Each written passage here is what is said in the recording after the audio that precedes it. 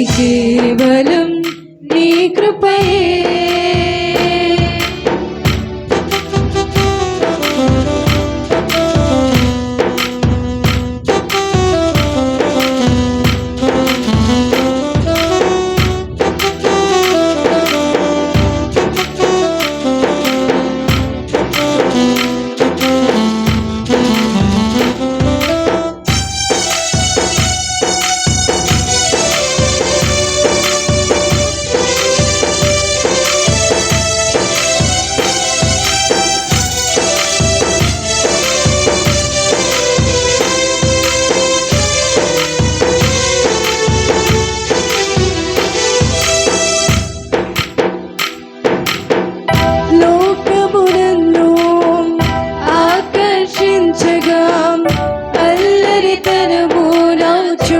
చేరగా ఓటమి నా బ్రతుకును హేళన చేయగా నీ కృపతో నన్ను బలపరచితివే. లోకమునన్ను ఆకర్షించగా అల్లరితనము నా చుట్టూ చేరగా ఓటమి నా బ్రతుకును హేళన చేయగా కృపతో నన్ను బలపరచితివే. ఇంతగా నన్ను హెచ్చించుటకు ఏ పాటి వాడను యేసయ్యా. ఇంతగా నన్ను హెచ్చించుటకు ఏ పాటి దానను యేసయ్యా. ఈ కృపకు ఎల్లప్పుడు కృతజ్ఞుడను. నీ కృపకు ఎల్లప్పుడు కృతజ్ఞుడను. కృపయే కృపయే నేనేమై ఉన్నాను నీ కృపయే. కృపయే కృపయే నే బ్రతికి ఉన్నానంటే కృపయే. కృపయే కృపయే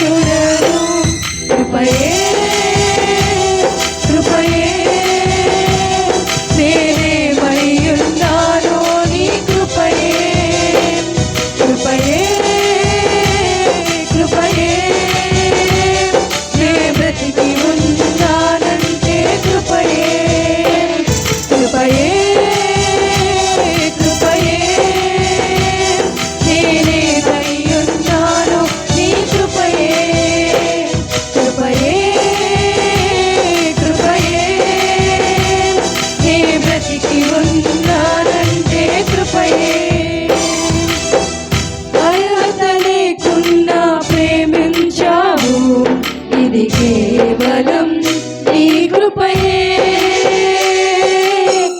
యోగ్యత లేకున్నా హెచ్చించావు, ఇది కేవలం నీ కృపయే. అర్హత లేకున్నా ప్రేమించావు, ఇది కేవలం నీ కృపయే. యోగ్యత లేకున్నా హెచ్చించావు, ఇది కేవలం నీ కృపయే. కృపయే కృపయే నేనేమయ్యున్నానో నీ కృపయే. కృపయే కృపయే నే బ్రతికి ఉన్నానంటే కృపయే. కృపయే కృపయే నేనేమయ్యున్నానో నీ కృపయే. కృపయే కృపయే నే బ్రతికి ఉన్నానంటే కృపయే. కృపయే కృపయే నేనేమయ్యున్నానో నీ కృపయే. కృపయే కృపయే నే బ్రతికి ఉన్నానంటే కృపయే.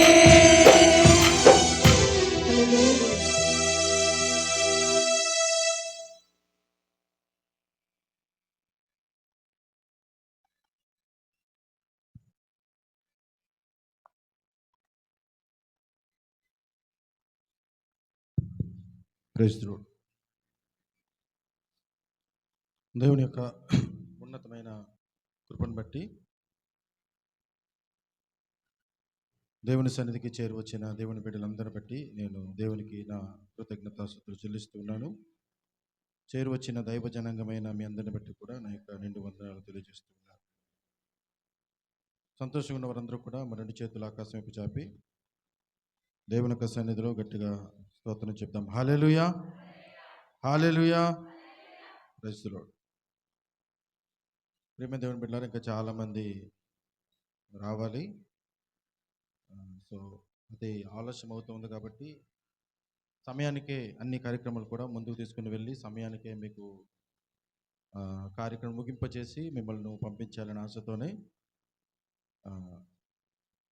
మనుషులను చూడకుండా కార్యక్రమంలో దేవుని యొక్క సన్నిధిలో ముందుకు సాగడానికి నిర్ణయం తీసుకున్నాం. ఇంతవరకు చక్కగా యవ్వన బిడ్డలందరూ కలిసి దేవుని సన్నిధిలో దేవుని మహిమార్థకరంగా పాడిన పాటలను బట్టి దేవుని యొక్క నామం మహింపరచబడింది అని నమ్ముతూ ఉన్నాను, విశ్వసిస్తూ ఉన్నాను. బైబిల్ గ్రంథంలో ఒక చక్కని మాట రాయబడింది ఏంటంటే, మాకు కాదు యెహోవా, మాకు కాదు, సమస్త మహిమ ఘనత ప్రభావములు మీ నామమునికే చెల్లునుగా. కానీ 115వ కీర్తనలో ఆ చక్కని మాటలు బైబిల్ గ్రంథంలో పరిశుద్ధాత్మ దేవుడు లిఖింపజేశాడు. ఆ మాటలను బట్టి మనం పాడుతున్న పాట కానీ, మనం చదువుతున్న వాక్యం కానీ, మనం వింటున్న వాక్యము కానీ, చేస్తున్న ప్రార్థన కానీ మన నామ ఘనత కొరకు కాదు, కానీ దేవుని యొక్క నామ మహిమార్థమై దేవుని యొక్క నామ మహిమార్థం నిమిత్తము మనం చేస్తున్నాం.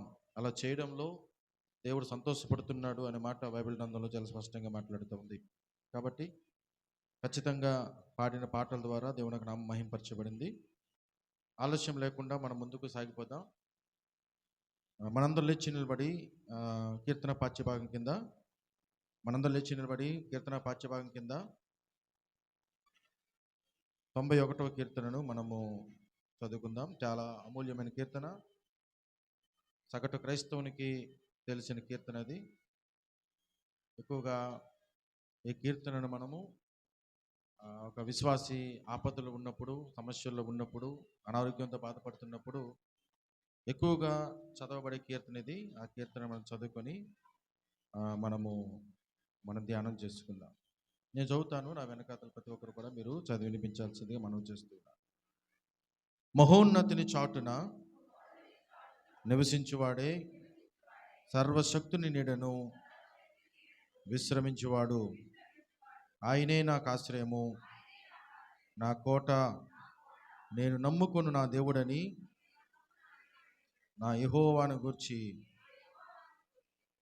నేను యెహోవాను గూర్చి చెప్పుచున్నాను. వేటకాని ఉరుల నుండి ఆయన నిన్ను విడిపించును.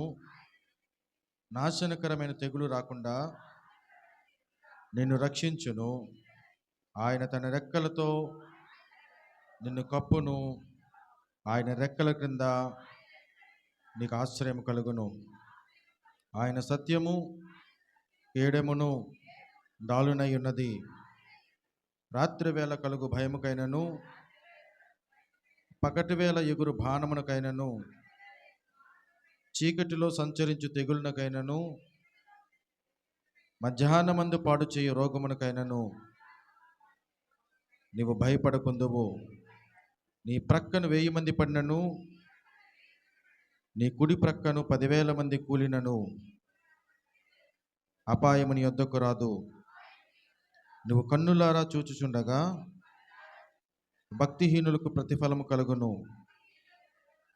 యెహోవా, నీవే నా ఆశ్రయమని నీవు మహోన్నతుడైన దేవుని నీకు నివాస స్థలముగా చేసుకొని ఉన్నావు. నీకు అపాయమేమీ రాదు. ఏ తెగులును నీ గుడారమును సమీపించదు. నీ మార్గములన్నిటిలో నిన్ను కాపాడుటకు ఆయన నిన్ను గూర్చి తన దూతలకు ఆజ్ఞాపించును. నీ పాదములకు రాయి తగులకుండా వారు నిన్ను తమ చేతుల మీద ఎత్తి పట్టుకొందురు.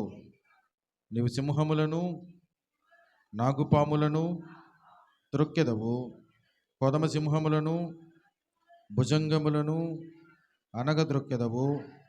అతడు నన్ను ప్రేమించుచున్నాడు గనుక నేను అతన్ని తప్పించెదను. అతడు నా నామము నెరిగినవాడు గనుక నేను అతని ఘనపరచెదను. అతడు నాకు మొర్ర పెట్టగా నేను అతనికి ఉత్తరమిచ్చేదను. శ్రమలో నేను అతనికి తోడై ఉండెదను. అతన్ని విడిపించి అతని గొప్ప చేసేదను. దీర్ఘాయువు చేత అతన్ని తృప్తిపరిచెదను. నా రక్షణ అతనికి చూపించెదను. మనందరి వెనుకల్లో దేవుడు తన పరిశుద్ధ వాక్యం దీవించి ఆశీర్వదించును గాక. ఈ 16 వచనాలున్న ఈ కీర్తన చాలా అమూల్యమైన కీర్తన. మొదటి నుంచి 16 వచనం వరకు చూసినప్పుడు మనము గుర్తుంచుకోవాల్సింది ఏంటంటే, ఖచ్చితంగా అర్థం అవ్వాల్సిన విషయం ఏంటంటే, ప్రతి వచనంలో కూడా దేవుడు మనపై చూపిస్తున్న ప్రేమ కనిపిస్తుంది. దేవుడు ఎంతగా నన్ను ప్రేమిస్తున్నాడో, దేవుడు ఎంతగా మనల్ని తన కృపలో భద్రపరుస్తున్నాడో, ఆ మాటలన్నీ కూడా ఆయన ఉద్దేశం అంతా కూడా, ఆయన మనస్సంతా కూడా మనకు కనపరిచే అధ్యాయము ఈ కీర్తన, 91వ కీర్తన. అర్హత లేనప్పటికీ దేవుడు మనల్ని ప్రేమించాడు. చక్కగా పాట పాడారు. అర్హత లేనప్పటికీ నన్ను ప్రేమించావయ్యా, కేవలం నా కృప ద్వారా ప్రేమించావని ఇంతవరకు చక్కగా పాటలు పాడుకున్నాం. నిజమే, మనం దేవుని ద్వారా ప్రేమించబడ్డానికి, దేవుని ద్వారా ఆశీర్వదించబడ్డానికి, దేవుని ద్వారా మనము మేలు పొందడానికి మరి ఏమాత్రం కూడా అర్హత లేని వారము. అయినా సరే దేవుడు తన ఉన్నతమైన కృపను బట్టి, తన ఉన్నతమైన కనికరం బట్టి దేవుడు మనల్ని కాపాడుతున్నాడు, భద్రపరుస్తున్నాడు, ఆయన మనల్ని నడిపిస్తున్నాడు. ఆయన ప్రేమను బట్టి, ప్రభువా నువ్వు నన్ను ప్రేమించినంతకే నీకే వందాలని చెప్పి మనము మనస్ఫూర్తిగా దేవుని యొక్క సన్నిధిలో మన ఆరాధన చేయగలిగినట్లయితే, మనస్ఫూర్తిగా దేవుని యొక్క సన్నిధిలో మనం ఆయన స్తుతించగలిగినట్లయితే, దేవుని యొక్క వాక్యం సెలవిస్తూ ఉంది, ఆయన మన స్తుతుల మీద ఆసీనుడై ఉన్నాడు అని దేవుని యొక్క వాక్యం సెలవిస్తూ ఉంది. ప్రతి వచనం మనం చూసినప్పుడు వేటకాని ఊరిలో నుంచి ఆయన మనల్ని కాపాడుతాడు. ఏమండి, ఇంకా అలా చదువుతున్నప్పుడు ఆయన రెక్కల కింద మనకు ఆశ్చర్యం ఉంటుంది. రాత్రి వేళ కలుగు భయంకైనను, పగటి వేళ ఎగురు బాణముకైనను, మధ్యాహ్నమందు పాడు చేయు పురుగుకైనను దేనికి నేను భయపడను. ఎందుకంటే కారణం ఏంటంటే, దేవుడు మనల్ని ప్రేమిస్తూ ఉన్నాడు. దేవుడు మనల్ని ఆయన తన కృపలో భద్రపరుస్తున్నాడు. కాబట్టి ఇన్ని మేలులు ప్రియులరా దేవుడు మనకు అనుగ్రహిస్తూ ఉన్నాడు. ఏమంటే, నీ పక్కన 1000 మంది పడినను, నీ కుడి పక్కన 10,000 మంది కూలినను ఏ అపాయము నీ యొద్దకు రాదు, ఏ అపాయము నీ యొద్దకు రాదు అని దేవుని యొక్క వాక్యం సెలవిస్తున్న రీతిగా అపాయం లేకుండా కాచి కాపాడి అనునిత్యము భద్రపరుస్తున్న దేవుడు. ఇంటించి బయటికి వెళ్ళామంటే తిరిగి ఇంటిలో వస్తామో లేదో తెలియని పరిస్థితి అయినను సరే దేవుడు తన కృప ద్వారా తన ప్రేమ ద్వారా మనల్ని కాపాడుతూ భద్రపరుస్తూ ఉన్నాడు. ఆ మాటలు మనం హృదయంలో భద్రపరుచుకొని ఆయన ప్రేమను మన హృదయంలో మనము భద్రపరుచుకొని ఆయన హృదయపూర్వకంగా మనం ఆరాధన చేయగలిగినప్పుడు దేవుడు మన జీవితంలో గొప్ప కార్యాలు చేస్తాడు. ఆయన చూపించిన ప్రేమ గురించి, ఆయన చూపించిన కనికరం గురించి, ఆయన చూపించిన కృప గురించి మనము దేవుని యొక్క సన్నిధిలో మనము హృదయపూర్వకంగా ఆరాధన చేద్దాం. రెండు చేతులు ఆకాశం వైపు చాపి ఒక 30 సెకండ్ల పాటు దేవుడు మన జీవితాలు చేసిన ప్రతి మేలును బట్టి, దేవుడు మన జీవితాలు చేసిన ప్రతి కార్యమును బట్టి హృదయపూర్వకంగా ఆగకుండా ఆయన మహిమను బట్టి మనం ఆయన ఆరాధన చేద్దాం. హల్లెలూయా, హల్లెలూయా, హల్లెలూయా. సైనిక వందనాలు, స్తోత్రం స్తోత్రం. ఎల్సదా సర్వాధికారి అయిన దేవానికి వందనాలు, కృప కలిగిన వాడానికి వందనాలు, కనికరం గల దేవుడానికి వందనాలు, జాలి గల దైవమానికి వందనాలు, అద్భుతాలు జరిగించగలిగిన వాడానికి వందనాలు, ఆశ్చర్యకార్యాలు రుచి చూపించిన దేవానికి వందనాలు, మా మేలుకై నీ రక్తం ఇచ్చిన వాడానికి వందనాలు, మా పాప శాపం నిమిత్తము అయా కలవరిశిలో మరణించిన వాడానికి వందనాలు, మరణాన్ని జయించి తిరిగి లావగలిగిన మృత్యుంజయుడైన దేవానికి వందనాలు, అల్ఫా ఉమగే అయిన దేవానికి వందనాలు, ఆది అంతమై ఉన్న దేవానికి వందనాలు చెప్పి ప్రతి ఒక్కరు కూడా దేవునికి సంతులు ఆరాధన చేద్దాం. హల్లెలూయా, హల్లెలూయా. నీకే వందనాలు. Thank you Jesus, thank you lord. యేసయ్యా మీకే వేలాది వందనాలు. ప్రతి ఒక్కరు కలిసి దేవుని సంతులు ఆరాధన చేద్దాం. హల్లెలూయా.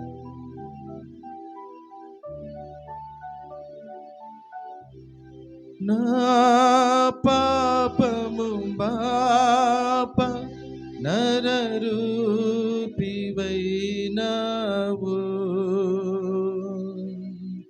నా శాపము మాప నలిగి వ్రేలాడితివి,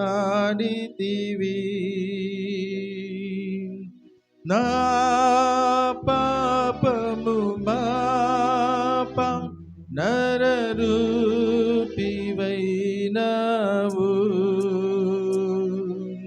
నా శాపము మాప నలిగి వ్రేలాడితివి, నాకు చాలిన దేవుడవు నీవే, నా స్థానములో నీవే. చెప్దామా? నాకు చాలిన దేవుడవు నీవే, నా స్థానములో నీవే. హల్లెలూయా యేసయ్యా, హల్లెలూయా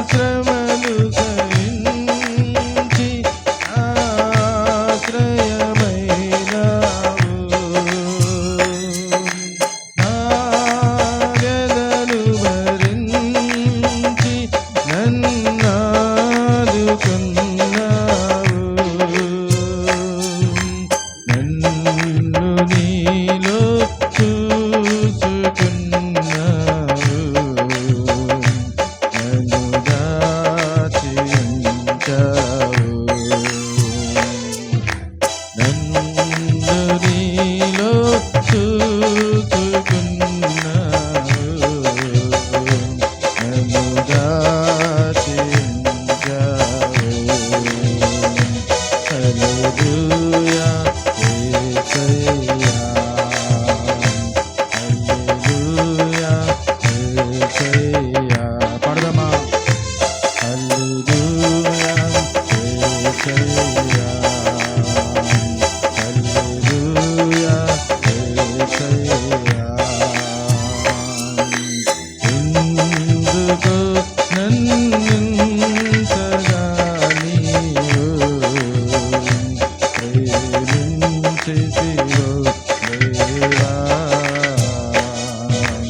అందుకు నాది స్తుతి పత్రం హల్లెలూయా యేసయ్యా పాడదాం అందరూ కలిసి ఎందుకు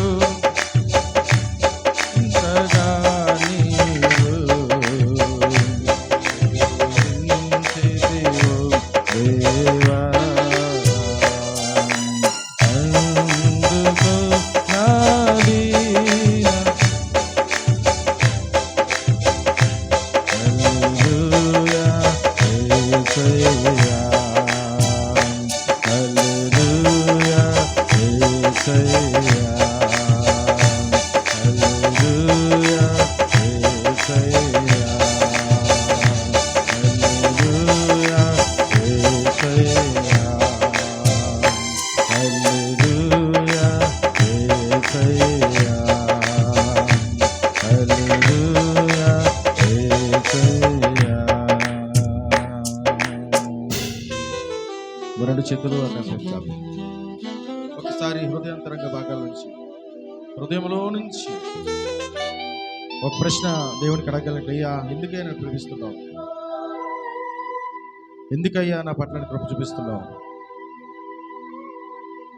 ఎందుకయ్యా నా పట్ల నీ కనికరము ఏం చేశానని ఏ మంచిగా బ్రతికానని ఏం భక్తి చేశానని ఏం భయంతో బ్రతుకుతున్నానని ప్రేమించావయ్యా నువ్వు నన్ను ప్రేమించుటకైనను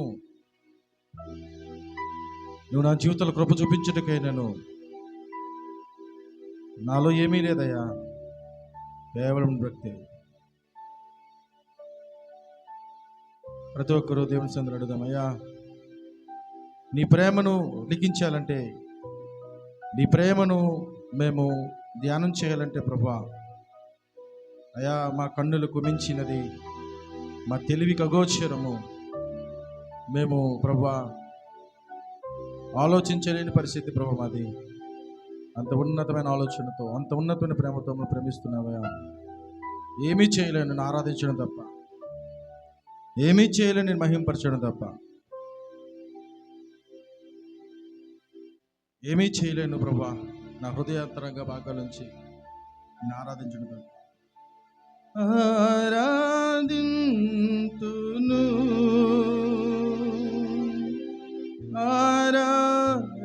ఆరాధింతును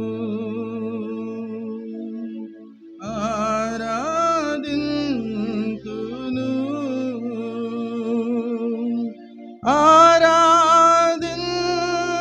ఆరాధింతును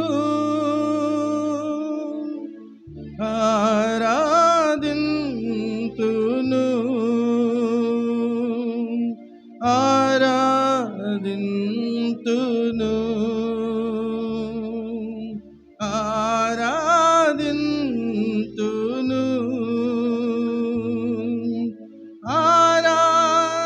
ఆరాధింతును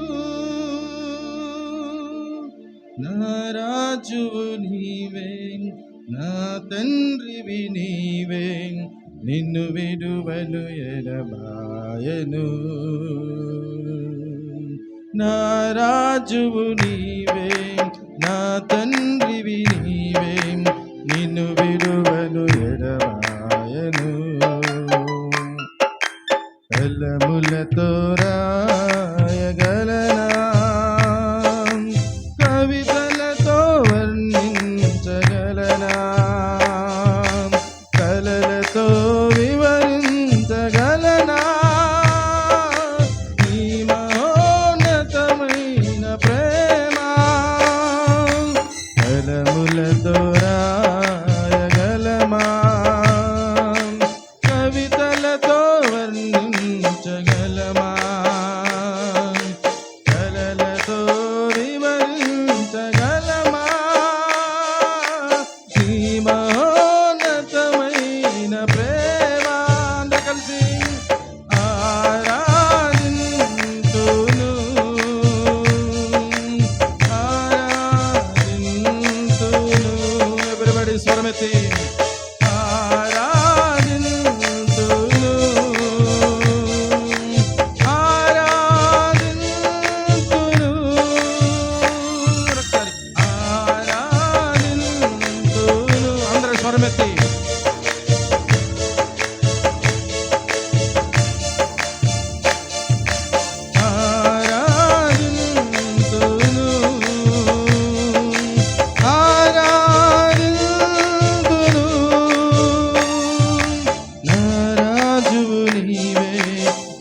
తండ్రివి నీవే నిన్ను విడువను ఎడబాయను. చెప్తాం యేసయ్యా నీవే నా రాజు, నా రాజువు నీవే, నా తండ్రివి నీవే నిన్ను విడువను ఎడబాయను.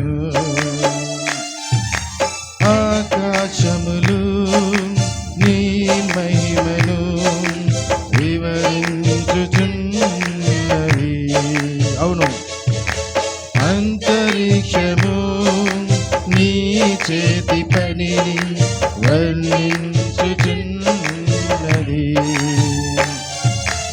ఆకాశములు నీ మహిమను వివరించుచున్నవి, అంతరిక్షము నీ చేతి పని వర్ణించుచున్నవి. దేవా నా ప్రాణము నీ కొరకై చెప్దాం యేసయ్యకి. దేవా నా ప్రాణము నీ కొరకై తప్పించుచున్న, స్వరమే తొందర కలిసి ఆరాధింతును. ఎవ్రీబడి స్వరమెత్తి ఆరాధన చేద్దాం హృదయపూర్వకంగా. దేవుని యొక్క సన్నిధి మన మధ్య ఉంది. దేవునితో సూటిగా మాట్లాడబోతూ ఉన్నాడు.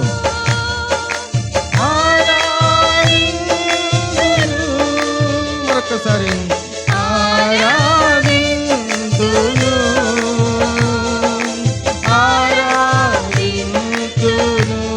ఎవ్రీబడి హృదయపూర్వకంగా ఆయన పట్ల చూపించే కృపను బట్టి, ఆయన పట్ల చూపిస్తున్న ప్రేమను బట్టి, ఆయన పట్ల చూపిస్తున్న కనికరమును బట్టి, నా రాజువు నీవే, నా తండ్రివి నీవే నిన్ను విడువను ఎడబాయను. నా రాజువు నీవే, నా తండ్రివి నీవే నిన్ను విడువను ఎడబాయను. కలములతో రాయగలమా, కవితలతో వర్ణించగలమా, కలలతో వివరించగలమా ఈ మహోన్నతమైన ప్రేమ. ఆరాధింతును, ఆరాధింతును,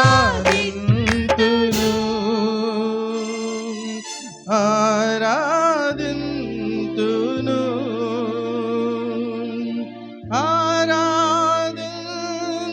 ఆరాధింతును. చెప్దాం అందరు కలిసి ఆరాధింతును,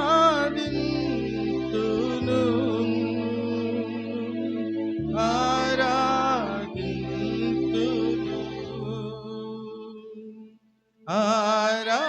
ఆరాధింతును,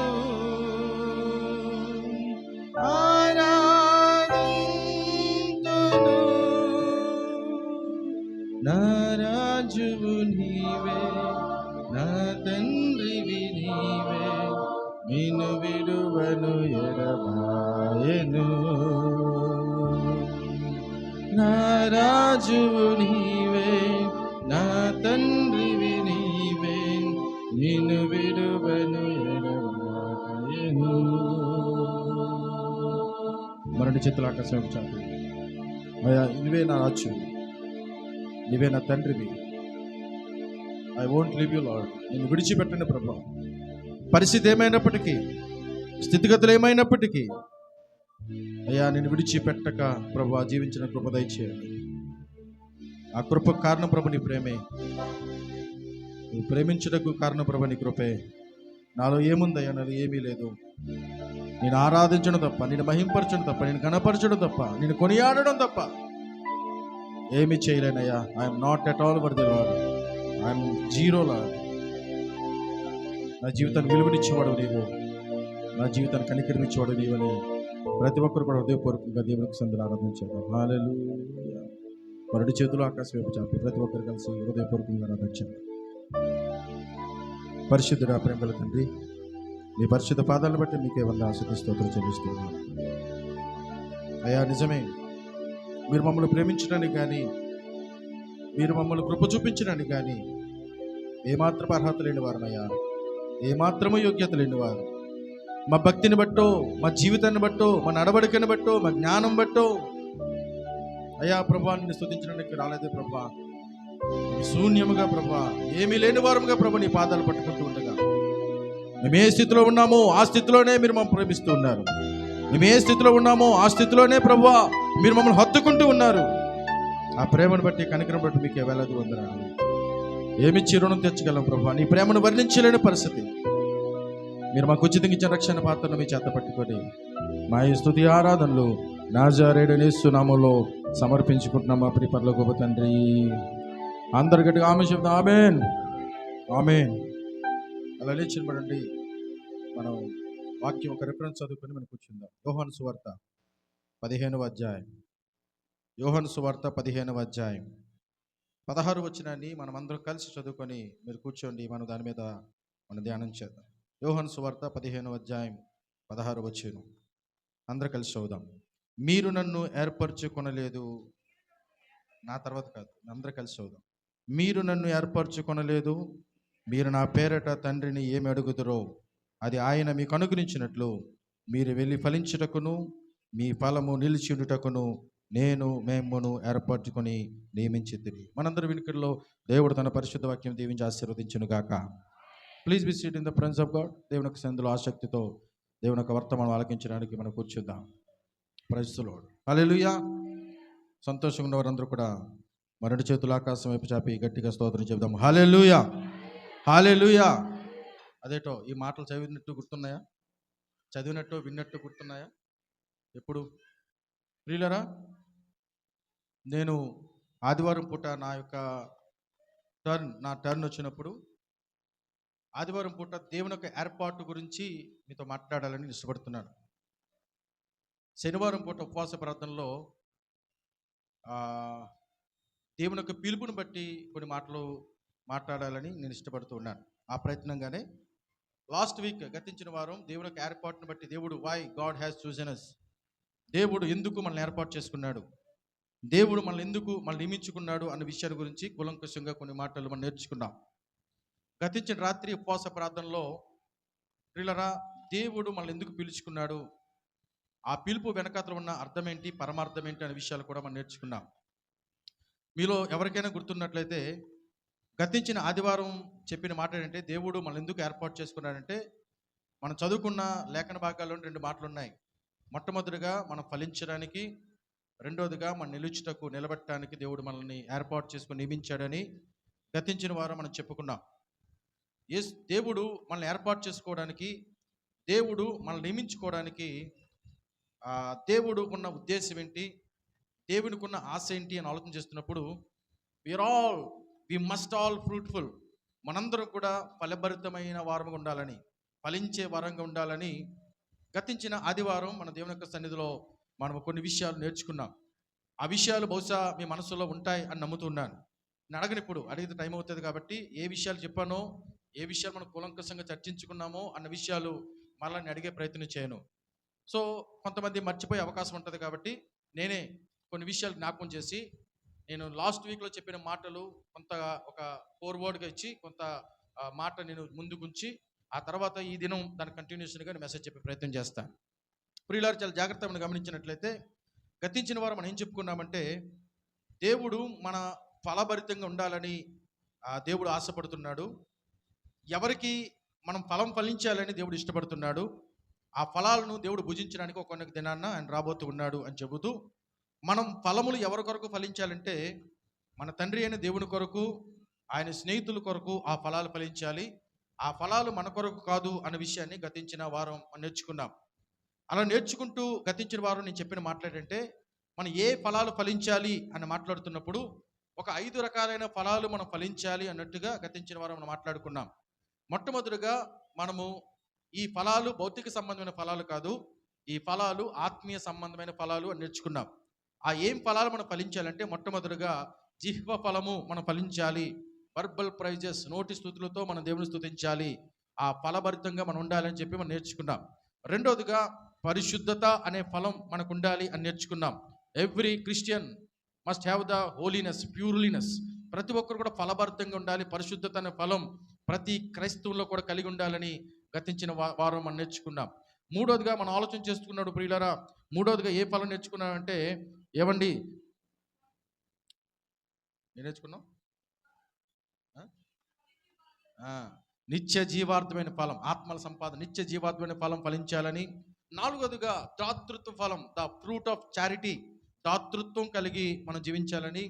ఐదవదిగా ప్రియులారా, క్రైస్తవ నడక, క్రిస్టియన్ యాటిట్యూడ్, క్రైస్తవుడిగా జీవించాల్సినప్పుడు ఎటువంటి ఫలభరితం ఉండాలని చెబుతూ ఒక 4 ఫలాల గురించి మాట్లాడాను. ఆత్మ ఫలము, వెలుగు ఫలము, నీతి ఫలము, ఏమండి సత్క్రియలనే ఫలములో మనం సఫలులగాలి.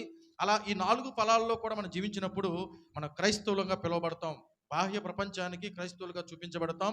అలా చూపించబడడం ద్వారా మన దేవుని యొక్క నామం మహింపరచబడుతుంది అనే 4 విషయాలు కూడా మనం నేర్చుకున్నాం ప్రియులారా. ప్రియమైన దేవుని బిడ్డలారా, అసలు మనం ఎందుకు ఫలించాలి, ఎలా ఫలించాలి అని ఆలోచన చేస్తున్నప్పుడు ఒక మాట బైబిల్ గ్రంథంలో చూపించే ప్రయత్నం చేస్తాను. చాలా జాగ్రత్తగా గమనించండి.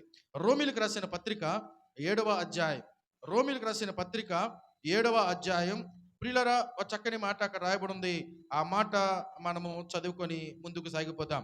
రోమీలకు రాసిన పత్రిక 7వ అధ్యాయం 4వ వచనాన్ని మనం చదవగలిగినట్లయితే ఒక చక్కని మాట అక్కడ రాయబడి ఉంది. ఎవరైనా గట్టిగా చదవండి ఒకసారి.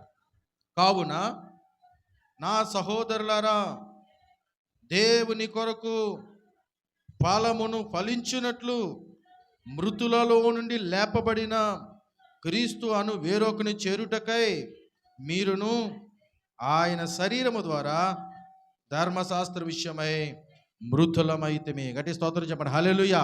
మనం ఎందుకు ఫలించాలి అంటే, మనము క్రీస్తునందు ఫలించినట్లు, ఏమండి దేవునిందు ఫలభరితంగా ఉండినట్లు ప్రియులరా, దేవుని యొక్క వాక్యం సెలవిస్తుంది. మనం దేవుని కొరకు ఫలము ఫలించినట్లు మృతులలో నుండి లేపబడిన క్రీస్తు అను వేరొకని చేరుటకై మీరును ఆయన శరీరము ద్వారా ధర్మశాస్త్రము విషయమై మృతులైతిరి. మన ఆచార విషయమై మృతులైపోయి మన క్రీస్తునకు వేరొక పురుషుని చేరుకోవడమే మనం దేవుని కొరకు ఫలించడము అనే విషయాన్ని మనం గమనించాలి. మనం ఫలించడం అంటే అర్థమేంటో తెలుసా ప్రియులారా? మన ఫలభరితం ఉండడం అంటే అర్థమేంటో తెలుసా? మనం దేవుని కొరకు ఫలించడం అంటే అర్థం ఏంటంటే, క్రీస్తు అనే వేరొక పురుషుని మనం చేరుకోవాలి, క్రీస్తు అనే వేరొక వ్యక్తిని మనం చేరుకోవాలి.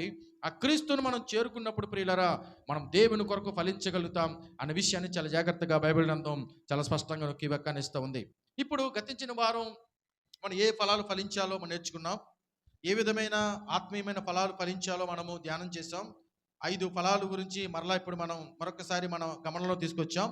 ఇప్పుడు చాలా జాగ్రత్తగా గమనించినట్లయితే ప్రియులారా, ఇప్పుడు చాలా జాగ్రత్తగా గమనించండి. అసలు మీరు క్వశ్చన్ అడగచ్చు, అయ్యా పాస్టర్ గారు, లేకపోతే తమ్ముడు, లేకపోతే అన్నయ్య, ఫలించాలి పర్వాలేదు, మేము జీవఫలం ఫలించాలి, ఏమండి పరిశుద్ధత అనే ఫలం ఫలించాలి, ఏమండి నిత్య జీవార్థమైన ఫలం ఫలించాలి, దాతృత్వం అనే ఫలం కూడా మేము ఫలించాలి, లేకపోతే క్రైస్తవ శీలము, లేకపోతే క్రిస్టియన్ యాటిట్యూడ్, ఈ 4 ఫలాలు కూడా ఫలించాలి. కరెక్టే, మంచిదే, ఫలం మాకు కూడా ఫలించాలని ఆశ ఉంది.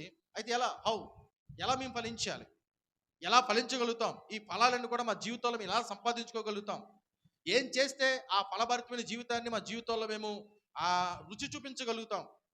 దేవుడు మా వైపు చూస్తున్నప్పుడు, దేవుడు మమ్మల్ని చూస్తున్నప్పుడు, దేవుడు మమ్మల్ని స్క్రీన్ చేస్తున్నప్పుడు, మహాకాశాల నుంచి దేవుడు మనల్ని చూస్తున్నప్పుడు, మనలో ఆ ఫలాలు కలిగి ఉండాలని దేవుడు ఆశపడుతున్నప్పుడు, ఆ ఫలభరితమైన జీవితాన్ని నేను ఎలా జీవించాలి, ఆ ఫలాలు నా జీవితంలో నేను ఎలా కనపరుచుకోవాలి, నేను ఏం చేస్తే ఆ ఫలాలు నా జీవితంలోకి వస్తాయి అని మనము కానీ దేవునికి అడగలిగినట్లయితే, మనం కానీ మన మనస్సాక్షిలో మన హృదయపూర్వకంగా మన దేవుని యొక్క సన్నిధిలో మనం ధ్యానం చేయగలిగినట్లయితే, ప్రియులారా, మనం చదువుకున్న ఈ యొక్క యోహాను సువార్త 15వ అధ్యాయం చాలా ప్రాముఖ్యమైన అధ్యాయం. దేవుడు తాను ప్రేమించు శిష్యుడు, దేవుని యొక్క మరణ పడకలో సైతం ఆయన పక్కన ఉన్న శిష్యుడు మనం ఫలించాలంటే ఏం చేయాలో అన్న విషయాలు కూడా చాలా స్పష్టంగా బైబిల్ గ్రంథంలో రాసి పెట్టాడు. ఆ పేజీ మనం పక్కకు తిప్పకుండా యోహాను సువార్త 15వ అధ్యాయంలో ఉన్నట్లయితే చాలా శ్రేష్టమైన అనుభవాలు, చాలా విలువైన అనుభవాలు దేవుడు మన కొరకు తన కుమారుని ద్వారా, తన ఆత్మ ద్వారా ఆయన మనం రాసి పెట్టాడు. ప్రియులారా, చాలా జాగ్రత్తగా మనం గమనించగలిగినట్లయితే మనం ఎలా ఫలభరితంగా ఉండాలి. ఇది ఒక చైన్ లింక్ లాంటిది. ఇది చేస్తే మనకి ఇది వస్తుంది, అది చేస్తే అది మనకు వస్తుంది, ఇది చేస్తే మనకి ఇది వస్తుంది అని చెప్పి ఒక చైన్ లింక్ లాంటిది. ప్రియులారా, మీకు తెలుసో లేదు కానీ కొన్నిసార్లు ఇప్పుడు ఉన్నాయో లేదో తెలియదు కానీ మేము ఒక 10 సంవత్సరాల క్రితం కొన్ని పాలసీలు ఉండేవి, చైన్ లింక్డ్ పాలసీలు. ఏంటంటే మీరు జాయిన్ అవ్వండి, ఇంకో ముగ్గురు జాయిన్ చేసుకోండి, ఆ ముగ్గురు ఇంకో ముగ్గురు జాయిన్ చేయమని చెప్పండి అని చెప్పేసి ఒక చైన్ లింక్ పాలసీ ఉండేది. మీకు తెలుసో లేదో నచ్చిన మా ఒక 10 సంవత్సరాల క్రితం లేకపోతే 15 సంవత్సరాల క్రితం ఇటువంటి పాలసీలు ఉండేవి. ఇప్పుడు నేను ఒక ముగ్గురు జాయిన్ చేశాను అనుకోండి, నేను ముగ్గురు జాయిన్ చేసుకున్నందుకు వాళ్ళకి ఏదో ఆ డబ్బులు కడితే ఆ డబ్బులు తగ్గ వస్తువులు ఏమో వాళ్ళకి ఇస్తారు, గ్రాసరీస్ కానీ వాట్ ఎవర్ ఇట్ మేబీ ఏమైనా ఇస్తూ ఉంటారు. వారు కూడా ఒక్కొక్కడు ముగ్గురేసి జాయిన్ చేశారు అనుకోండి, వారు కూడా ఆ డబ్బులు తగ్గ అవన్నీ వచ్చేస్తాయి. కాకపోతే నేను ఒక వ్యక్తిని జాయిన్ చేసినందుకు ఆ కంపెనీ వారిని కొంత దాన్ని ఏమంటారంటే కొంత డబ్బులు నాకు ఇస్తారు, కొంత ఇంట్రెస్ట్ లేకపోతే కొంత జాయిన్ చేసి కమిషన్ నాకు ఇస్తారు. నా కింద పనిచేసిన వారు కూడా వారు కొంతమంది జాయిన్ చేస్తే వారికి కమిషన్ వస్తుంది, వారితో పాటు నాకు కూడా కమిషన్ వస్తుంది. ఇలాగా ఇది చేయకపోతే వారు ఎవరు జాయిన్ చేయలేదు అనుకోండి, వారికి కమిషన్ రాదు, వారి మీద నాకు కూడా ఏం రాదు, కమిషన్ రాదు. ఇప్పుడు ప్రియులారా, ఇప్పుడు మన ఫలభరితంగా ఉండాలి అని దేవుని యొక్క వాక్యం మాట్లాడితే మన ఫలభరితంగా ఎలా జీవించాలో, ఎటువంటి ఫలాలు ఫలించాలో నేర్చుకున్నాం. ఎటువంటి ఫలాలు మన జీవితంలో ఫలించాలో, దేవుడు మెచ్చే ఫలాలు ఏమై ఉండాలో మనం చాలా స్పష్టంగా నేర్చుకున్నాం. అటువంటి ఫలభరితమైన జీవితాన్ని మనం జీవించాలంటే ఏం చేయాలో, ఏం చేస్తే ఆ విధంగా ఫలించగలమో ఆ విషయాలు ఈ మధ్యాహ్న కాల సమయంలో కొద్ది నిమిషాలు మనం నేర్చుకునే ప్రయత్నం చేద్దాం ప్రియులారా. మొట్టమొదటి చాలా జాగ్రత్తగా గమనించినట్లయితే మనం దేవుని కొరకు ఫలించాలంటే ఒక మాట రాయబడింది ప్రియులారా, దేవుని కొరకు మనము నిలిచి ఉండాలి. యోహాను సువార్త 15వ అధ్యాయం చూడండి ఒకసారి. ఆ మాటలు చాలా స్పష్టంగా బైబిల్ గ్రంథంలో రాయబడ్డాయి. యోహాను సువార్త 15వ అధ్యాయం 4వ వచనాన్ని మనం చదవగలిగినట్లయితే ఒక చక్కని మాట అక్కడ రాయబడి ఉంది. గట్టిగా ఎవరైనా చదవండి ఒకసారి. నా యందు నిలిచియుండుడి, మీ యందు నేనును నిలిచియుందును. తీగె ద్రాక్షావళిలో నిలిచి ఉంటేనే గాని తానంతట తానే ఎలాగు ఫలింపదో అలాగే నా యందు నిలిచి ఉంటేనే గాని మీరును ఫలింపరు. గట్టి స్తోత్రం చెప్పండి, హల్లెలూయా. ఇప్పుడు మనం ఫలించాలంటే దేవుడు మనకు పెడుతున్న కండిషన్ ఏంటో తెలుసా? దేవుడు మనకిస్తున్న ఆ కీ ఏంటో తెలుసా? ప్రియులారా, మా మంగళపాలెం చర్చిలో మాకు ఒక పైన అక్కడ దొంగల బారిలు కొన్నారని చెప్పేసి, ఎందుకంటే కొన్ని కార్యాలు జరిగాయి కాబట్టి బయట ఒక గేట్ పెట్టి ఆ గేట్కి 10 keys లాక్ పెట్టాం. ఒకసారి లాక్ తీస్తే అది రాదు, గేట్ రాదు. ఎవడో అమ్మాయి ఒకసారి తీసారనుకోండి రాదు, అది 10 సార్లు తిప్పితే తప్ప రాదు గేట్. అది దానికి ఆ 10 keys లాక్ ఉంటుంది. దానిపైన ఇంకొక ఆ తాళం పెట్టి దాన్ని కూడా లాక్ వేస్తాం, లోపల డోర్కి లాక్ వేస్తాం. ఇన్ని లాకులు ఉంటాయి దానికి, ఆ యొక్క దాన్ని సంరక్షించుకోవడానికి. ఇప్పుడు మనం ఫలభరితంగా ఉండడానికి దేవుడు మనకు కీ ఇస్తూ ఉన్నాడు. దేవుడు మనకు ఒక అవకాశం ఇస్తూ ఉన్నాడు, ఒక మార్గం చెబుతూ ఉన్నాడు, ఒక సొల్యూషన్, ఒక సజెషన్ చెబుతున్నాడు. మీరు ఫలాలు ఫలించాలంటే, మీరు ఫలభరితమైన జీవితాన్ని జీవించాలంటే, మీరు దేవుని కొరకు ఫలించాలంటే మీ దగ్గర ఉన్న ఒకటే ఒక కండిషన్ అంటే తెలుసా? మీరు దేవునిలో నిలిచి ఉండాలి, దేవునిలో నిలిచి ఉండాలి అని చెబుతూ ఏమంటాడు తెలుసా? ద్రాక్ష తీగె ద్రాక్షవల్లితో నిలిచి ఉంటేనే అది ఎలాగైతే ఫలిస్తుందో, మనము కూడా ఆయన యందు నిలిచి ఉంటే మనం ఏం చేయబడతామండి? మనం ఫలిస్తామని చెప్పి దేవుని యొక్క వాక్యం చాలా స్పష్టంగా మాట్లాడుతోంది. ప్రియ దేవుని బిడ్డలారా, చాలా జాగ్రత్తగా గమనించండి. మనము దేవుని యందు నిలిచి ఉండాలి. దేవుని యందు నిలిచి ఉన్నామా లేదా అనే విషయాలు మన హృదయంలో మనం భద్రపరచుకోవాలి. దేవుని యందు నిలిచి ఉన్న వారమా లేదా అనే విషయాలు మనము ప్రశ్న వేసుకోవాలి, మనం ప్రశ్నించుకోవాలి. చాలా జాగ్రత్తగా మనం గమనించగలిగినట్లయితే ఈ నిలిచి ఉండే అనుభవం గురించి దేవుడే మాట్లాడుతూ ఏమంటాడు తెలుసా? నేను ఇశ్రాయేల్ ప్రజలను ఏర్పాటు చేసుకున్నప్పుడు వారు ఫలించలేదు, వారు ఫలభరితమైన జీవితాన్ని వారు జీవించలేదు. కారణం ఏంటంటే వారు నా యందు నిలిచి ఉండలేదు కాబట్టే వారు ఫలాలు ఫలించలేదు అని చెబుతూ ఏమంటాడు తెలుసా? చూడండి ఒకసారి రోమీయులకు రాసిన పత్రిక 11వ అధ్యాయం దగ్గర రండి ఒకసారి. రోమీయులకు రాసిన పత్రిక 11వ అధ్యాయం చూడండి. మీరు చాలా స్పష్టంగా జాగ్రత్తగా మీరు చదవగలిగినట్లయితే కొన్ని మాటలు అక్కడ రాయబడతాయి ప్రియులారా. చాలా జాగ్రత్తగా గమనించండి. రోమీయులకు రాసిన పత్రిక 11వ అధ్యాయం 20వ వచనం మనం చదవగలిగినప్పుడు ఒక మంచి మాట అక్కడ రాయబడింది. చూస్తారా? రోమీయులకు రాసిన పత్రిక 11వ అధ్యాయం 20వ వచనం. మంచిది, వారు అవిశ్వాసమును బట్టి విరిచివేయబడిరి, నీవైతే విశ్వాసమును బట్టి నిలిచి ఉన్నావు, గర్వింపక భయపడము. గట్టిగా స్తోత్రం చెప్పండి, హల్లెలూయా. వారైతే అవిశ్వాసం బట్టి ఏం చేయబడ్డారు తెలుసా ప్రియులారా? వారు విరిచివేయబడ్డారు. They have broken. వారు విరిచివేయబడ్డారు. నీవైతే విశ్వాసమును బట్టి ఏం చేయబడుతున్నావు? నువ్వు నిలిచి ఉన్నావు. ఈ మాట ఎవరి గురించి మాట్లాడుతున్నాడు తెలుసా? వారంటే ఎవరంటే ఇశ్రాయేలు ప్రజలు. వారు స్వాభావికమైన ఒలివ చెట్లు లాంటి వారు. గుర్తుందండి, ఇశ్రాయేలీయులు స్వాభావికమైన ఒలివ చెట్లు లాంటి వారు. మనం ఎవరో తెలుసా ప్రియులారా? అడవి ఒలివ కొమ్మలు లాంటి వారం. దేవుడు ఇశ్రాయేలుకు ఫలభరితమైన జీవితాన్ని జీవించమని వారితో మాట్లాడుతున్నప్పుడు యెషయా గ్రంథం 5 అధ్యాయం మీరు చదవద్దు, కానీ ఆ చదువుతారు కూడా, ఆ మాట కూడా చదువుతారు, చూడండి, మీకు అర్థమవుతుంది. ఆ మాటలు చదువుతూ అర్థమవుతుంది. యెషయా రాసిన గ్రంథం 5 అధ్యాయం దగ్గర ఉండి ఒకసారి కొన్ని విలువైన మాటలు మనం చదువుదాం. చాలా జాగ్రత్తగా గమనించండి ప్రియులారా. యెషయా గ్రంథం 5వ అధ్యాయం చూడండి, ఆ చక్కని మాటలు మనం చదువుకునే ప్రయత్నం చేద్దాం. యెషయా గ్రంథం 5వ అధ్యాయం మొదటి నుంచే కొన్ని వచనాలు నేను చదువుతున్నాను, చాలా జాగ్రత్తగా గమనించండి. లేకపోతే ఎవరైనా చదవండి గట్టిగా స్పీడ్గా. నా ప్రియుని గూర్చి పాడెదను వినుడి, అతడు ద్రాక్ష తోటను బట్టి నాకిష్టుడైన వాని గురించి పాడెదను వినండి. సత్తువ భూమి గల కొండ మీద నా ప్రియునికి ఒక ద్రాక్ష తోట ఉండెను. ఆయన దానిని బాగుగా త్రవ్వి రాళ్లను ఏరి అందులో శ్రేష్టమైన ద్రాక్ష తీగలను నాటించెను. దాని మధ్యను బురుజు ఒకటి వేయించి ద్రాక్ష తొట్టిని తొలిపించెను. ద్రాక్ష పండ్లు ఫలింపవల్లని ఎదురు చూచుచుండెను, గాని కారు ద్రాక్షలు కాచాను. ఏం చేశారండి? నా ప్రియుని గురించి ఒక పాట పాడుతున్న వినండి అని చెబుతూ ఏమన్నాడు తెలుసా? నా ప్రియునికి ఒక అందమైన ద్రాక్ష తోట ఉంది. ఆ అందమైన ద్రాక్ష తోటను వేసింది ఎవరో తెలుసా? నా ప్రియుడే తన చేతితో ఆ ద్రాక్ష తోటను వేశాడు.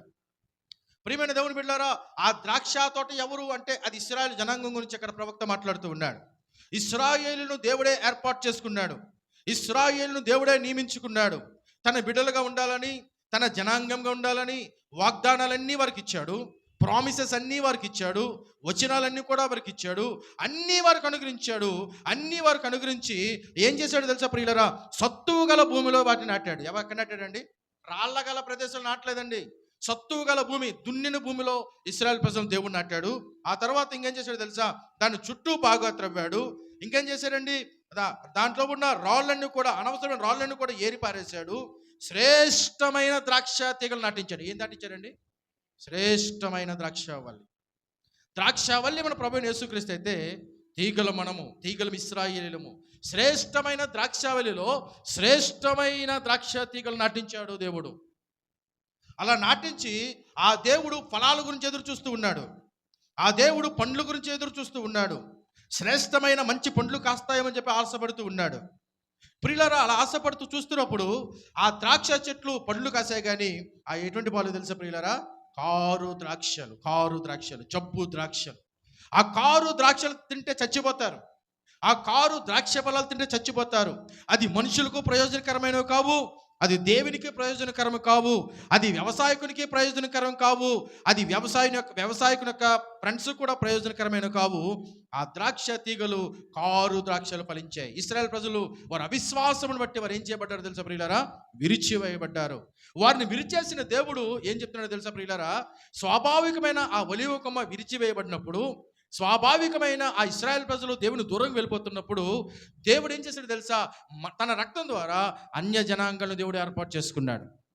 మీకు తెలుసా, కొన్ని సందర్భాల్లో యేసుక్రీస్తు ప్రభు వారు ఆయన 3.5 సంవత్సరాలు పరిచయం చేసినప్పుడు ఆయన శిష్యులతో తరచుగా మాట్లాడుతూ తెలుసా? మీరు నశించిపోయిన ఇశ్రాయేలుకు తప్ప ఇంకెవ్వరి దగ్గరికి వెళ్ళొద్దన్నాడు. మీకు గుర్తుందో లేదో, చదివారు లేదు ఆ మాట. మీరు నశించిపోయిన ఇశ్రాయేలుకు తప్ప మీరు ఎవ్వరి దగ్గర కూడా వెళ్ళొద్దన్నాడు. ఆయన ఇద్దరిద్దరుగా శిష్యుల్ని తీసుకొని వచ్చి పంపిస్తున్నప్పుడు ప్రియులారా, ఇద్దరిద్దరు ఎక్కడ పంపించాడు? మీరు ఇశ్రాయేలు దేశంలోనే వెళ్ళాలి తప్ప, యూదయ ప్రాంతంలో వెళ్ళాలి తప్ప బయటికి వెళ్ళడానికి వీల్లేదు అన్నట్టుగా ప్రియులారా దేవుడు మాట్లాడాడు. కారణం ఏంటో తెలుసా? కారణం ఏంటంటే ఆయన ఇంకా కూడా సిలువలో మరణించలేదు కాబట్టి, ఆయన ఇంకా కూడా సర్వ పాప పరిహారార్థం రక్తం చెందించలేదు కాబట్టి ఆయన ఇశ్రాయేలు మాత్రమే ఆయన పట్టుకుని ఉన్నాడు. ఎప్పుడైతే ఆయన సిలువలో తన రక్తం కార్చాడో, ఎప్పుడైతే తన రక్తాన్ని దారలుగా ఆయన కుమరించాడో, ఎప్పుడైతే ఆయన కలవసిలో మరణించాడో, ఆ మరణాన్ని జయించి తిరిగి లేచిన తర్వాత ఆయన శిష్యుల మీద పెట్టిన భారం ఏంటో తెలుసా ప్రియులారా?